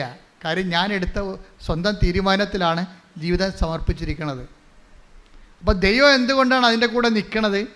അതിൻ്റെ കൂടെ ദൈവം നിൽക്കണത് എന്തുകൊണ്ടാണ്? നിങ്ങൾ തന്നെ സാക്ഷ്യം, നിങ്ങളുടെ ഭർത്താവിനോടോ ഭാര്യയോടോ ഉള്ള സമർപ്പണം സത്യസന്ധമാണെങ്കിൽ ദൈവം നിങ്ങളുടെ കൂടെ നിൽക്കും. ഈ ഡൈവേഴ്സിൻ്റെ ആവശ്യം വരത്തില്ല. ഇപ്പോഴെന്ന് വെച്ച് കഴിഞ്ഞാൽ ഈ ഡൈവേഴ്സ് ഒത്തിരി വരുന്നുണ്ടല്ലോ ഇങ്ങനെ വരുന്നത്. അതിൻ്റെ കാര്യം അവർക്ക് വിശ്വാസം ഇല്ലാത്തതുകൊണ്ടാണ്. വിശ്വാസമുള്ളവർ ആരും ഡൈവേഴ്സ് ആകുന്നില്ല. എത്ര പേരാണ്? അപ്പോൾ നമ്മൾ പറയുമ്പോൾ ഒരു 100 പേരെ കല്യാണം കഴിപ്പിച്ച 10 പേരാണ് ഇങ്ങനെയുള്ള ഡൈവേഴ്സിലേക്ക് വരണം. അത് പറയണ സാവരജംഗ വസ്തുക്കൾക്ക് വേണ്ടിയോ അല്ലെങ്കിൽ ജോലി സംബന്ധമായ കാര്യങ്ങൾക്ക് വേണ്ടി, ദൈവത്തിൻ്റെ മുമ്പിൽ പട്ടിക്കാട്ടത്തിൻ്റെ വില പോലും ഇല്ലാത്ത കാര്യങ്ങൾക്ക് വേണ്ടിയാണ് നിങ്ങൾ ദൈവത്തിൽ നിന്ന് അകന്ന് പോകണത്. ശരിക്കും പറഞ്ഞാൽ ഡൈവേഴ്സ് എന്ന് വെച്ചാൽ ദൈവമായിട്ട് പോയി ഡൈവേഴ്സ് ചെയ്ത് പോവുകയാണ്. അല്ലാതെ ഭർത്താവുമായിട്ട് നമുക്ക് ഡൈവേഴ്സ് ചെയ്യാൻ പറ്റത്തില്ല. ഭർത്താവുമായിട്ട് മാത്രമോ ഭാര്യയുമായിട്ട് മാത്രമോ ഡൈവേഴ്സ് ചെയ്യാൻ പറ്റത്തില്ല. അതുകൊണ്ട് നീ എങ്ങനെ അധപ്പതിച്ചു എന്ന് നോക്കണമെന്ന് പറഞ്ഞിട്ടുണ്ട്. വെളിപ്പാടിൻ്റെ പുസ്തകം എടുത്ത് നീ എവിടെ നിന്നാണ് അധപ്പതിച്ചതെന്ന് നോക്കണം. എന്ത് വിഷയം പറഞ്ഞാണ് നീ അധപ്പതിച്ചതെന്ന് നോക്കണമെന്നോ. ശ്രുതിക്കട്ടെ ഹല്ലേലൂയ ഹല്ലേലൂയ ഹല്ലേലൂയ ഹല്ലേലൂയ. യേശുവേ നന്ദി. Hallelujah hallelujah. യേശുവേ യേശുവേ hallelujah hallelujah hallelujah hallelujah hallelujah hallelujah hallelujah hallelujah. യേശുവേ ആരാധന ആരാധന. വെളിപാട് 2:5. വെളിപാട് 2:5. അതിനാൽ നീ ഏതവസ്ഥയിൽ നിന്നാണ് അധപ്പതിച്ചതെന്ന് ചിന്തിക്കുക. അനുദപിച്ച് ആദ്യത്തെ പ്രവർത്തികൾ ചെയ്യുക. അല്ലെങ്കിൽ ഞാൻ നിന്റെ അടുത്ത് വരികയും നിന്റെ ദീപപീഠം അതിന്റെ സ്ഥലത്ത് നിന്ന് നീക്കിക്കളയുകയും ചെയ്യും. ദീപപീഠം എന്ന് പറഞ്ഞത് എന്താണ്? ജ്ഞാനസ്ഥാന അവസരത്തിൽ നമുക്ക് തരുന്ന വെളിച്ചമാണ് വിശ്വാസം. അതുകൊണ്ടല്ല മരിക്കാൻ നേരത്തെ അച്ഛന്മാർ വന്നിട്ട് തലയ്ക്കിപ്പോൾ വെളിച്ചം കത്തിച്ച് വെക്കണത്. എന്താ പറയണത്? എന്നിട്ട് എന്താ പറയണത്? ജ്ഞാനസ്ഥാനത്തിൽ കൊടുക്കുമ്പോൾ ഈ ദീപം കൊടുക്കുമ്പോൾ എന്താ കൊടുക്കണത്? ദീപം ജ്ഞാനസ്ഥാനത്തിൽ കൊടുത്തിട്ട് കൊച്ചിൻ്റെ കൈ കൊടുത്ത് പറയും, മാതാപിതാക്കന്മാരെ, ജ്ഞാനപിതാക്കളെ, നിങ്ങളുടെ കുഞ്ഞ് ക്രിസ്തുവിനാൽ പ്രകാശിതയാണ്. അവളെന്നും വെളിച്ചത്തിൻ്റെ മകനായി ജീവിക്കേണ്ടതാണ്. ക്രിസ്തുവിൻ്റെ പ്രകാശം അവനിൽ തിളങ്ങി വിളങ്ങട്ടെ. ദിവനാഥം വരുമ്പോൾ സ്വർഗസ്ഥരായ എല്ലാ വിശുദ്ധമായിട്ട് അവിടുത്തെ എതിരേൽക്കുവാനുള്ള ഭാഗ്യം അവർക്ക് ലഭിക്കട്ടെ എന്ന് പറഞ്ഞുകൊണ്ടാണ് ദീപപീഠം തരണത്. ദീപപീഠം തരികണേ, വെളിച്ചം വിശ്വാസം തരികണേ. നീ വിശ്വാസത്തിനെതിരെ പ്രവർത്തിച്ചാൽ ഞാൻ വന്നിട്ട് ആദ്യം വിശ്വാസം എടുത്ത് മാറ്റുമെന്ന്. കാര്യം എന്താണ്? നിനക്ക് വിശ്വാസം തന്നിട്ട് കാര്യമില്ല. അതിന് കർത്താവ് പറയണം, ന്യായം എന്ന് പറയണത് പന്നികളുടെ മുമ്പിൽ നിങ്ങളുടെ രത്നങ്ങൾ വിതറരുത്. Take the word of God. ശ്രദ്ധിക്കട്ടെ. Hallelujah hallelujah hallelujah hallelujah hallelujah. യേശുവേ നന്ദി. Hallelujah hallelujah hallelujah hallelujah hallelujah hallelujah. മത്തായി 7:6. മത്തായി 7:6. വിശുദ്ധമായത് നായ്ക്കൾക്ക് കൊടുക്കരുത്. നിങ്ങളുടെ മുത്തുകൾ പന്നികൾക്ക് ഇട്ടുകൊടുക്കരുത്. അവ അത് ചവിട്ടി നശിപ്പിക്കുകയും തിരിഞ്ഞ് നിങ്ങളെ ആക്രമിക്കുകയും ചെയ്തേക്കാം. എങ്ങനെയുണ്ട് പരിപാടി? ഇതെല്ലാം കർത്താവ് മുൻകൂട്ടി കണ്ടിട്ടുണ്ട്. ഒന്നിനു വായിച്ചത് വിശുദ്ധമായത് നായ്ക്കൾക്ക് കൊടുക്കരുത്. ജ്ഞാനസ്ഥമായാലും വിശുദ്ധ വിവാഹമായാലും ഇതാരാണ്? നായ്ക്കൾക്ക് കൊടുക്കരുത്. കൊടുത്തുള്ള അവസ്ഥ എന്താ? അതിൻ്റെ എന്ത് ചെയ്യുന്ന പറഞ്ഞാൽ അത് ചവിട്ടി മെതിക്കും. കാര്യം അമ്മ പറയണത്, അമ്മായിമ്മ പറഞ്ഞാൽ കേട്ടിട്ട് കൂദാശയെ ചവിട്ടി മെതിക്കും. അതാ വിഷയം. ചിലപ്പോൾ കാശിൻ്റെ പ്രശ്നമാകാം, ചിലപ്പോൾ ജോലി പ്രശ്നമാകാം. അപ്പോൾ ചില ആൾക്കാർ കല്യാണം കഴിക്കുന്നത് വിശുദ്ധമായി ഒന്നിച്ച് ജീവിക്കാനല്ല, അമേരിക്ക PR കിട്ടാനാണ്. അതിൽ ദൈവം കഴിച്ച് ട്രംപ് വന്നിട്ടുണ്ട്, എല്ലാത്തിനും പണിയായിട്ടുണ്ട്. അത് ഞാൻ ഗുണമായിട്ട് പറയുകയല്ല, പക്ഷേ ആൾക്കാരെല്ലാം പിരിഞ്ഞു നിൽക്കുന്നതിൻ്റെ പിന്നിലുള്ള എല്ലാം. ഇപ്പോൾ ഇന്നലെ ഒരു കേസുണ്ടായി ഇവിടെ. അവർക്ക് ഇറ്റലി പോകണം. ഇറ്റലി പോകുമ്പോൾ ഒരു സ്പോർട്സ് താരമാണ്, അടിപൊളി സാക്ഷ്യം, നിന്ന് കത്തി പറയും. അവിടെ പേര് ജിൻസി എന്നാണ്. ജിൻസിയുടെ സാക്ഷ്യം ഇതാണ്. ജിൻസിയുടെ ഭർത്താവ് മസ്കറ്റിൽ എവിടെയാണ്, ഭാര്യ ഇറ്റലിയിൽ. അപ്പോൾ ഇറ്റലി പോകണം അവൾക്ക്. ഇറ്റലി പോകേണ്ടി വന്നപ്പോൾ ഇറ്റലിക്കാരും യൂറോപ്പിലൊക്കെ നിയമമുണ്ട്. എന്താ കാര്യം? നിങ്ങളുടെ മാരിറ്റൽ സ്റ്റാറ്റസ് കാണിക്കണം. മാരിറ്റൽ സ്റ്റാറ്റസ് കാണിക്കുമ്പോൾ അവർ അവിടെ ഉണ്ടെങ്കിൽ, ഈ ഭർത്താവിനെ കൂടി ഇറ്റലി കൊണ്ടുപോകാൻ വേണ്ടിയാണ് ഇവരിപ്പോൾ ഇറ്റലി പോണത്. പക്ഷേ അങ്ങനെ ഒരാളെ കൊണ്ടുവരാൻ സാധ്യത ഉണ്ടെങ്കിൽ അവർ വിസ തരത്തില്ല. അപ്പോൾ ഏജൻസി പറഞ്ഞത് എന്താണെന്ന് അറിയാമോ? ഏജൻസി പറഞ്ഞത് നിങ്ങൾ ഡൈവേഴ്സ് ആണെന്നൊരു രേഖ ഉണ്ടാക്കാൻ പറഞ്ഞു. അപ്പോൾ കുറേ പേപ്പട്ടികൾ, ഞാൻ പറഞ്ഞില്ലേ, നിങ്ങളുടെ മുത്തുകൾ പന്നികളുടെ മുമ്പിൽ വിതറെന്ന് കർത്താവ് പറഞ്ഞില്ലേ. അപ്പോൾ നിങ്ങളോർക്കും ജോസഫച്ച എന്തിനാണ് ഇങ്ങനെയൊക്കെ മോശം വാക്ക് ഉപയോഗിക്കണത്? ജോസഫച്ച ഉപയോഗിച്ചത് അങ്ങനെ ഉപയോഗിച്ച കാര്യമാണ്. നിങ്ങളുടെ മുത്തുകൾ പന്നികളുടെ മുമ്പിൽ വിതറരുത്. എന്താ കാര്യം? കൂദാശ എന്തുമാത്രം ബലമായിട്ടാണ് ദൈവം കാണുന്നത്, ദൈവാനുഗ്രഹത്തെ. അത് അർഹതയില്ലാത്ത ആൾക്കാർ കൊടുത്തു കഴിഞ്ഞാൽ അവർ ഏജൻസി പറയുമ്പോൾ ഡൈവേഴ്സ് ആകും. ദൈവം യോജിപ്പിച്ചത് ഏജൻസി വേർപെടുത്തി. എങ്ങനെയുണ്ട് പരിപാടി? പക്ഷേ ജിൻസി ഇത്തിരി കൂടിയ ക്രിസ്ത്യാനിയാണ്. ജിൻസി പറയണ ആ അഭ്യാസം നടക്കത്തില്ലെന്ന് പറയും. ഞാൻ ആൾത്താരെ നിന്നുകൊണ്ട് കർത്താവിൻ്റെ നാമത്തിൽ എൻ്റെ ജീവിത ഉടയോനെ പിടിച്ചതാണ്, കർത്താവിൻ്റെ കരം പിടിച്ച്, ഞാൻ ചെയ്യത്തില്ലെന്ന് പറയും. അപ്പം ഞാൻ അപ്പോൾ പറഞ്ഞു എന്നാൽ നടക്കത്തില്ലെന്ന് പറയും. കാര്യം പല ആൾക്കാരും ഇനി പാസ്പോർട്ടിൽ തിരുത്തണം, ഞാൻ ഡൈവേഴ്സ്ഡ് ആണെന്ന്. ഡൈവേഴ്സ് ചെയ്ത് കഴിഞ്ഞാൽ പിന്നെ എന്ത് ചെയ്യും? ഡൈവേഴ്സ്ഡ് ആണെന്ന് പാസ്പോർട്ട് രേഖ വേണം. എല്ലാ രേഖകളും ഡൈവേഴ്സ് ഒന്ന് വേണം. അതോടുകൂടി ജീൻസ് റെഡിയല്ല, ഇത് ചെയ്യാൻ റെഡിയല്ല. കാര്യം അവൾ പറയുന്ന ന്യായം, ഞാൻ അൾത്താറിൽ ദിവ്യകുർബാനയുടെ മുമ്പിൽ നിന്നുകൊണ്ട് കർത്താവിൻ്റെ നാമത്തിലാണ് ഞാൻ കരം പിടിച്ചിരിക്കുന്നത്. അത് ജീവിതം പോയാലും ശരി കർത്താവിനോട് പാലിച്ച ഉടമ്പടി ഞാൻ പാലിക്കും. എന്നിട്ട് ഞാൻ മാതാവിനോട് പറഞ്ഞു, അമ്മേ ജീവിക്കണമല്ല അമ്മയെന്ന് പറഞ്ഞു. വിശ്വസിക്കുകയും ചെയ്യണം, എനിക്ക് ജീവിക്കുകയും ചെയ്യണം. അതാണ് വർത്തമാനം. കേട്ടില്ലേ? അമ്മ പറഞ്ഞനുസരിച്ച് ഞാൻ അത് വഴിപ്പെട്ടിട്ടില്ല.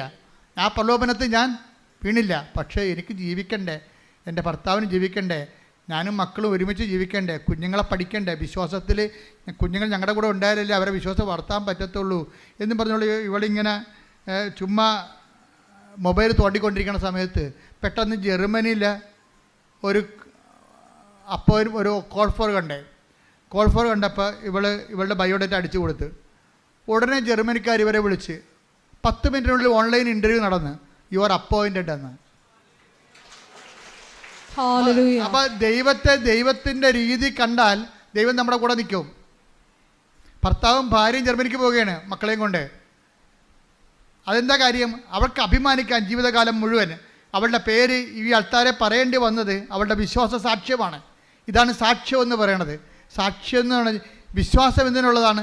സാക്ഷ്യമായി ജീവിക്കാനുള്ളതാണ്. പ്രാർത്ഥിക്കുക, കർത്താവേ എൻ്റെ വിശ്വാസത്തിലെ സാക്ഷ്യമായി ജീവിക്കുവാൻ എന്നെ സഹായിക്കണമേ. ഹല്ലേലൂയ.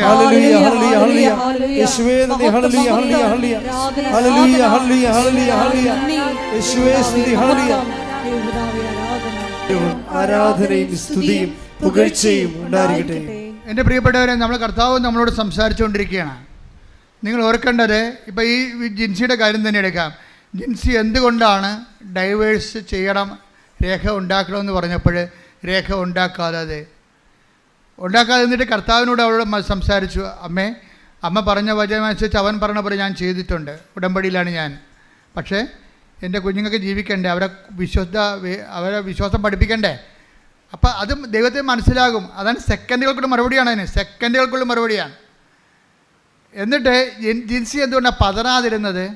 ഇത്രയും വലിയ ക്ഷോഭം, നിങ്ങൾ പിരിഞ്ഞ് വേദ്യരേഖ ഉണ്ടാക്കണമെന്ന് പറഞ്ഞപ്പോൾ എന്തുകൊണ്ടാണ് ഇവൾ അതിനെ സൗമ്യമായി നേരിട്ടത്? അതിൻ്റെ കാര്യമായിട്ട് മുൻകാല അനുഭവങ്ങൾ. നമുക്ക് ദൈവം മുൻകാല അനുഭവങ്ങൾ തരുന്നത് ഈ വർത്തമാന കാലത്ത് നിങ്ങൾക്ക് വിശ്വാസത്തിൽ ഒരു പരീക്ഷണം ഉണ്ടാകുമ്പോൾ അതിനെ പ്രതിരോധിക്കാൻ വേണ്ടിയാണ് മുൻകാല അനുഭവങ്ങൾ. അതായത് എപ്പോഴും നിങ്ങൾ ചെയ്യണം, എന്തെങ്കിലും ഒരു പ്രശ്നം ഉണ്ടാകുമ്പോൾ കർത്താവ് ചോദിക്കും, നിങ്ങൾ എന്തിനാണ് അപ്പം ഇല്ലാത്തതിനെക്കുറിച്ച് ഉത്കണ്ഠപ്പെടുന്നത്? അഞ്ചപ്പം കൊണ്ട് 5000 പേര് തീറ്റിപ്പോറ്റിയപ്പോൾ എത്ര കുട്ട നിറയെ നിങ്ങൾ ശേഖരിച്ചു? കണ്ട, പഴയ കാലം കണക്കാൻ പറഞ്ഞിരിക്കുകയാണ്. ശ്രുതിക്കട്ടെ, hallelujah. Take the word of God. ശ്രുതിക്കട്ടെ, hallelujah. Hallelujah, hallelujah, hallelujah, hallelujah. യേശുവേ നന്ദി, യേശുവേ സ്തുതി. Hallelujah, hallelujah, hallelujah, hallelujah, hallelujah. മർക്കോസ് 8:17. ഇത് മനസ്സിലാക്കിയ യേശു അവരോട് പറഞ്ഞു. ഇത് മനസ്സിലാക്കിയ യേശു അവരോട് പറഞ്ഞു, നിങ്ങൾ അപ്പമില്ലാത്തതിനെ കുറിച്ച് എന്തിന് തർക്കിക്കുന്നു? നിങ്ങൾ അപ്പമില്ലാത്തതിനെ കുറിച്ച് എന്തിന് തർക്കിക്കുന്നു? ജോലി ഇല്ലാത്തതിനെ കുറിച്ച് അങ്ങോട്ടും ഇങ്ങോട്ടും എന്തിനാ തർക്കിക്കണത്? അല്ലേ? അപ്പം ഇങ്ങനെ ഓരോ വിഷയം ഇല്ലാത്തതിനെ കുറിച്ച് എന്തിന് തർക്കിക്കുന്നു? ഇനിയും നിങ്ങൾ മനസ്സിലാക്കുകയും ഗ്രഹിക്കുകയും ചെയ്യുന്നില്ലേ?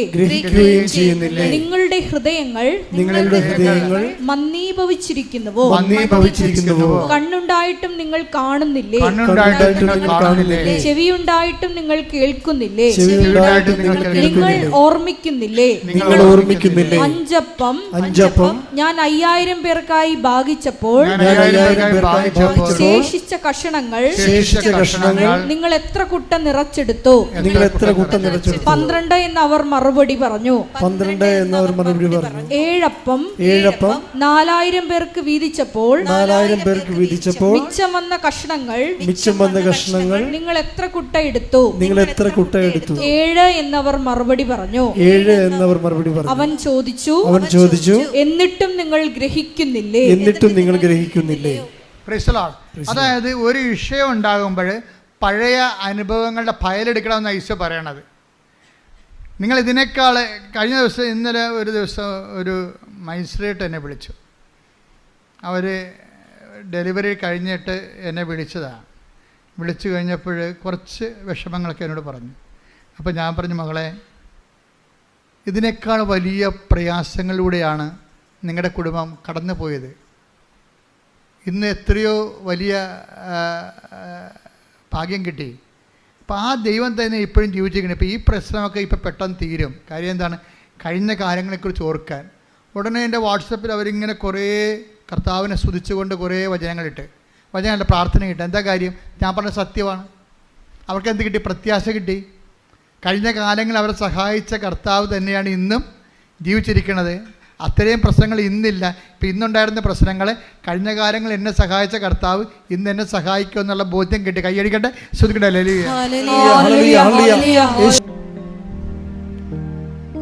കൈകൾ നെഞ്ചോട് വെച്ചുകൊണ്ട് കർത്താവിൻ്റെ തിരുസന്നിധിയിൽ നമ്മൾക്കായിരിക്കാം. കർത്താവേ, നിന്റെ വിശുദ്ധ പൗരോഹിത്യത്തെ മഹത്വപ്പെടുത്തണമെന്ന് പ്രാർത്ഥിക്കുന്നു. ശ്രദ്ധിക്കട്ടെ. Hallelujah, hallelujah, hallelujah, hallelujah, hallelujah. മഹത്വം, മഹത്വം, ആരാധന, ആരാധന. കർത്താവേ, അന്ധന് കാഴ്ച നൽകിയവനെ. ഹല്ലേലൂയ, യേശുവേ ആരാധന. കർത്താവേ, ചെകിടന് കേൾവി നൽകിയവനെ. യേശുവേ ആരാധന. കർത്താവേ, ഊമന് സംഭാഷണം നൽകിയവനെ. യേശുവേ ആരാധന.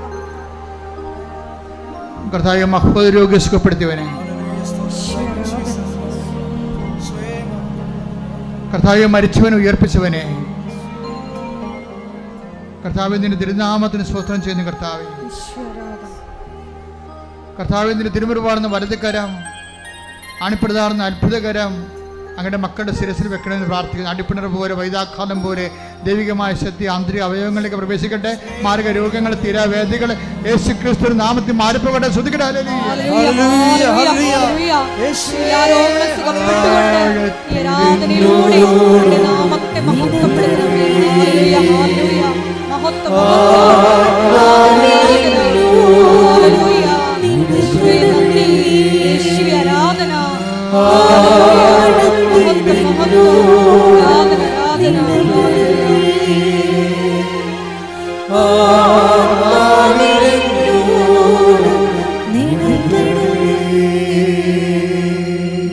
അഭിഷേകത്തിനെയും വിശ്വാസം ശ്രദ്ധിച്ചുകൊണ്ടേ ഇരിക്കുക. അച്ഛൻ നിങ്ങളുടെ ജീവിതത്തിൻ്റെ മേഖലകൾ, ജോലിയില്ലാത്തവർ, വീടില്ലാത്തവർ, വഴിയില്ലാത്തവർ, കുടുംബങ്ങളെക്കുറിച്ചും കുഞ്ഞുങ്ങളെക്കുറിച്ചും വേദന അനുഭവിക്കുന്നവർ, പലതരത്തിലുള്ള സാങ്കേതിക സംഘർഷാത്മകമായ ജീവിത കുടുംബ സാഹചര്യമുള്ളവർക്കെല്ലാം വേണ്ടി പ്രാർത്ഥിക്കുന്ന സമയമാണ്. കർത്താവേ, നിന്റെ ഉന്നതമായ നാമത്തിന് സ്വന്തം ചെയ്യുന്ന കർത്താവേ, നിന്റെ വിശുദ്ധ പൗരോഹിത്യത്തെ മഹത്വപ്പെടുത്തണമേ. കർത്താവേ, നീ ഏത് ഭവനത്തിൽ പ്രവേശിക്കുമ്പോഴും ആ ഭവനത്തിന് സമാധാനം ആശംസിക്കുന്ന നടത്തുന്നത്. കർത്താവേ, ഭവനത്തെ കർത്താവേ, നിന്റെ നാമത്തിൽ ഞങ്ങൾ ഈ ഭവനങ്ങൾക്ക് സമാധാനം ആശംസിക്കുന്ന ഓൺലൈനിൽ പ്രാർത്ഥിക്കുന്നവരെ അങ്ങ് ഏറ്റെടുക്കണം. പ്രാർത്ഥിക്കുന്ന എൻ്റെ കർത്താവിന് ഉന്നതമായ നാമത്തില് കർത്താവേ, ഡൈവേഴ്സ് താമസിക്കുന്നവരെ, വിവാഹമോചിതരായവരെ, കർത്താവ് ഒരുമിച്ച് താമസിക്കാൻ ആഗ്രഹിക്കുന്നവരെ, ജീവിക്കാൻ ആഗ്രഹിക്കുന്നവരെ, ഒരുമിച്ച് പിരിഞ്ഞു പോയവരെ, ഒരുമിച്ച് ജീവിക്കാൻ ആഗ്രഹിക്കുന്നവരെ, അവരെല്ലാം സ്പർശിക്കണം. പ്രാർത്ഥിക്കുന്ന മക്കളില്ലാത്തവരെ, ഗർഭസ്ഥ ശുദ്ധികൾക്ക് ഹൃദയത്തിന് ദ്വാരവും ആന്തരിക വൈകല്യങ്ങളും ഉള്ളവരെ കർത്താവേ സ്പർശിക്കണമെന്ന് പ്രാർത്ഥിക്കുന്ന ഇവിടെ കഴിയുന്ന പോലെ കർത്താവേ, അസ്ഥിപഞ്ചങ്ങളുടെ വേദന, കിഡ്നികളിലെ രോഗങ്ങള്, പാങ്ക്രിയാസിക് കല്ലുകള്, ആമാശയത്തിന് കട്ടിയില്ലാതിരിക്കുകയും ഇടിഞ്ഞു പോകുന്ന അവസ്ഥകള്, ഗർഭാശയത്തിന് കട്ടിയില്ലാതിരിക്കുകയും ഇടിഞ്ഞു പോകുന്ന അവസ്ഥകള്, അൾസർ രോഗങ്ങള്, എപ്പിലെപ്സി രോഗങ്ങള്, പിച്ച് രോഗങ്ങൾ, പിസ്റ്റുല രോഗങ്ങള് യേശു ക്രിസ്തുവിന്റെ നാമത്തില് മാറിപ്പോകട്ടെ. എല്ലാം ചേർത്ത് മാതാവിന്റെ തിരുസന്നിധിയിൽ അമ്മയുടെ മാധ്യസ്ഥ പ്രാർത്ഥിക്കുന്ന സമയമാണ്. കർത്താവെ, സ്ഥലങ്ങൾ കൊടുക്കാനുള്ളവർ, വിൽക്കാനുള്ളവർ, ജപ്തി നടപടി നേരിടുന്നവർ, സ്ഥലം പാകോടമ്പടി ചെയ്ത് കിട്ടാത്തവരെല്ലാവരെയും ഈ നിമിഷം പരിശുദ്ധമ ദൈവമാതാനവും മാധ്യസ്ഥ ഈശോയ്ക്ക് സമർപ്പിക്കുന്നു. ദൈവത്തിൻ്റെ കരുണ അവരിലേക്ക് ആവശ്യിക്കട്ടെ. മക്കളെക്കുറിച്ച് വേവലാതി കൊള്ളുന്നവർ, പഠിക്കുന്ന കുഞ്ഞുങ്ങൾ, പഠനത്തിൽ പുരോഗതി ഇല്ലാത്തവർ, പഠിക്കാൻ പറ്റാത്തവർ, പഠിക്കുന്നത് മനസ്സിൽ പതിഞ്ഞു നിൽക്കുന്ന പരീക്ഷയെ പരിഹരിക്കാൻ കഴിയാത്തവർ, എല്ലാ മക്കളെയും നിന്റെ തിരുമുറാണ് വലതുകർത്താവ് സ്പർശിക്കണമെന്ന് പ്രാർത്ഥിക്കുന്ന കർത്താവ്. ഉദ്യോഗസ്ഥരെ, ജോലി ഇല്ലാത്തവർ, ജോലി തേടുന്നവരെ, ഉള്ള ജോലി നഷ്ടപ്പെടാൻ പോകുന്നത്, ഉള്ള ജോലിക്ക് വേണ്ടത് ശമ്പളമില്ലാത്ത ജോലി മാറാൻ ആഗ്രഹിക്കുന്നവർ, രാജ്യം മാറാൻ ആഗ്രഹിക്കുന്നവർ, കർത്താവ് ഒരുമിച്ച് ജീവിക്കാൻ ആഗ്രഹിക്കുന്നവർ, ജോലി സംബന്ധ വിഷയങ്ങളിൽ കർത്താവ് ജീവിതം നഷ്ടപ്പെട്ടവരെ എല്ലാവരും സഹിച്ച് പ്രാർത്ഥിക്കുന്നു. ദൈവത്തെ വിസ, ഇൻ്റർവ്യൂ, PR അതുപോലെയുള്ള എല്ലാവിധ ഓഫർ ലെറ്റർ അതുമൂലം ഉണ്ടാകുന്ന ഓരോ തകരാറുകൾ, വിഷമതകൾ അനുഭവിക്കുന്ന എല്ലാവരുടെയും എല്ലാ വിഷമതകളും യേശു ക്രിസ്തു നാമത്തിൽ ബന്ധിക്കുന്ന സ്തുതിക്കട്ടെ. ഹല്ലേലൂയ, ഹല്ലേലൂയ, ഹല്ലേലൂയ, യേശുവേ നന്ദി, ഹല്ലേലൂയ.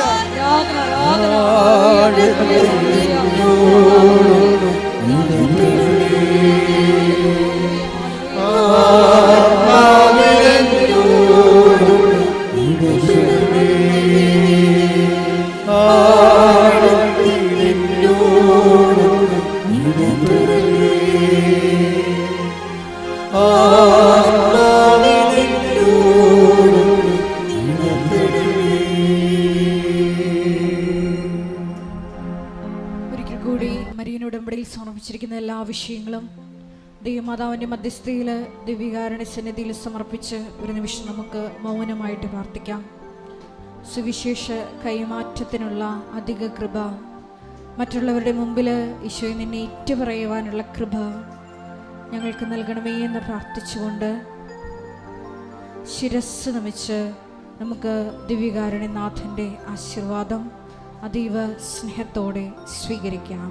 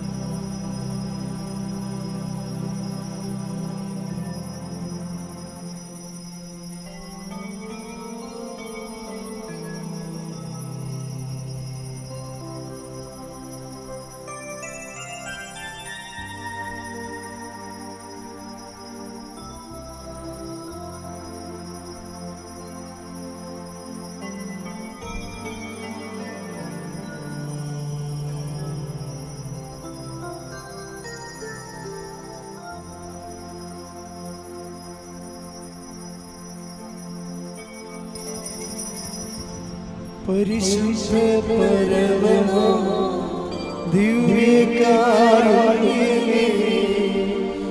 എന്നുമെന്നും അങ്ങേക്കാരാധന. പരിശുദ്ധ പരമമാ ദിവ്യകാരുണ്യമേ, എന്നുമെന്നും അങ്ങേക്കാരാധന. പരിശുദ്ധ പരമമാ ദിവ്യകാരുണ്യമേ, എന്നുമെന്നും അങ്ങേക്കാരാധന.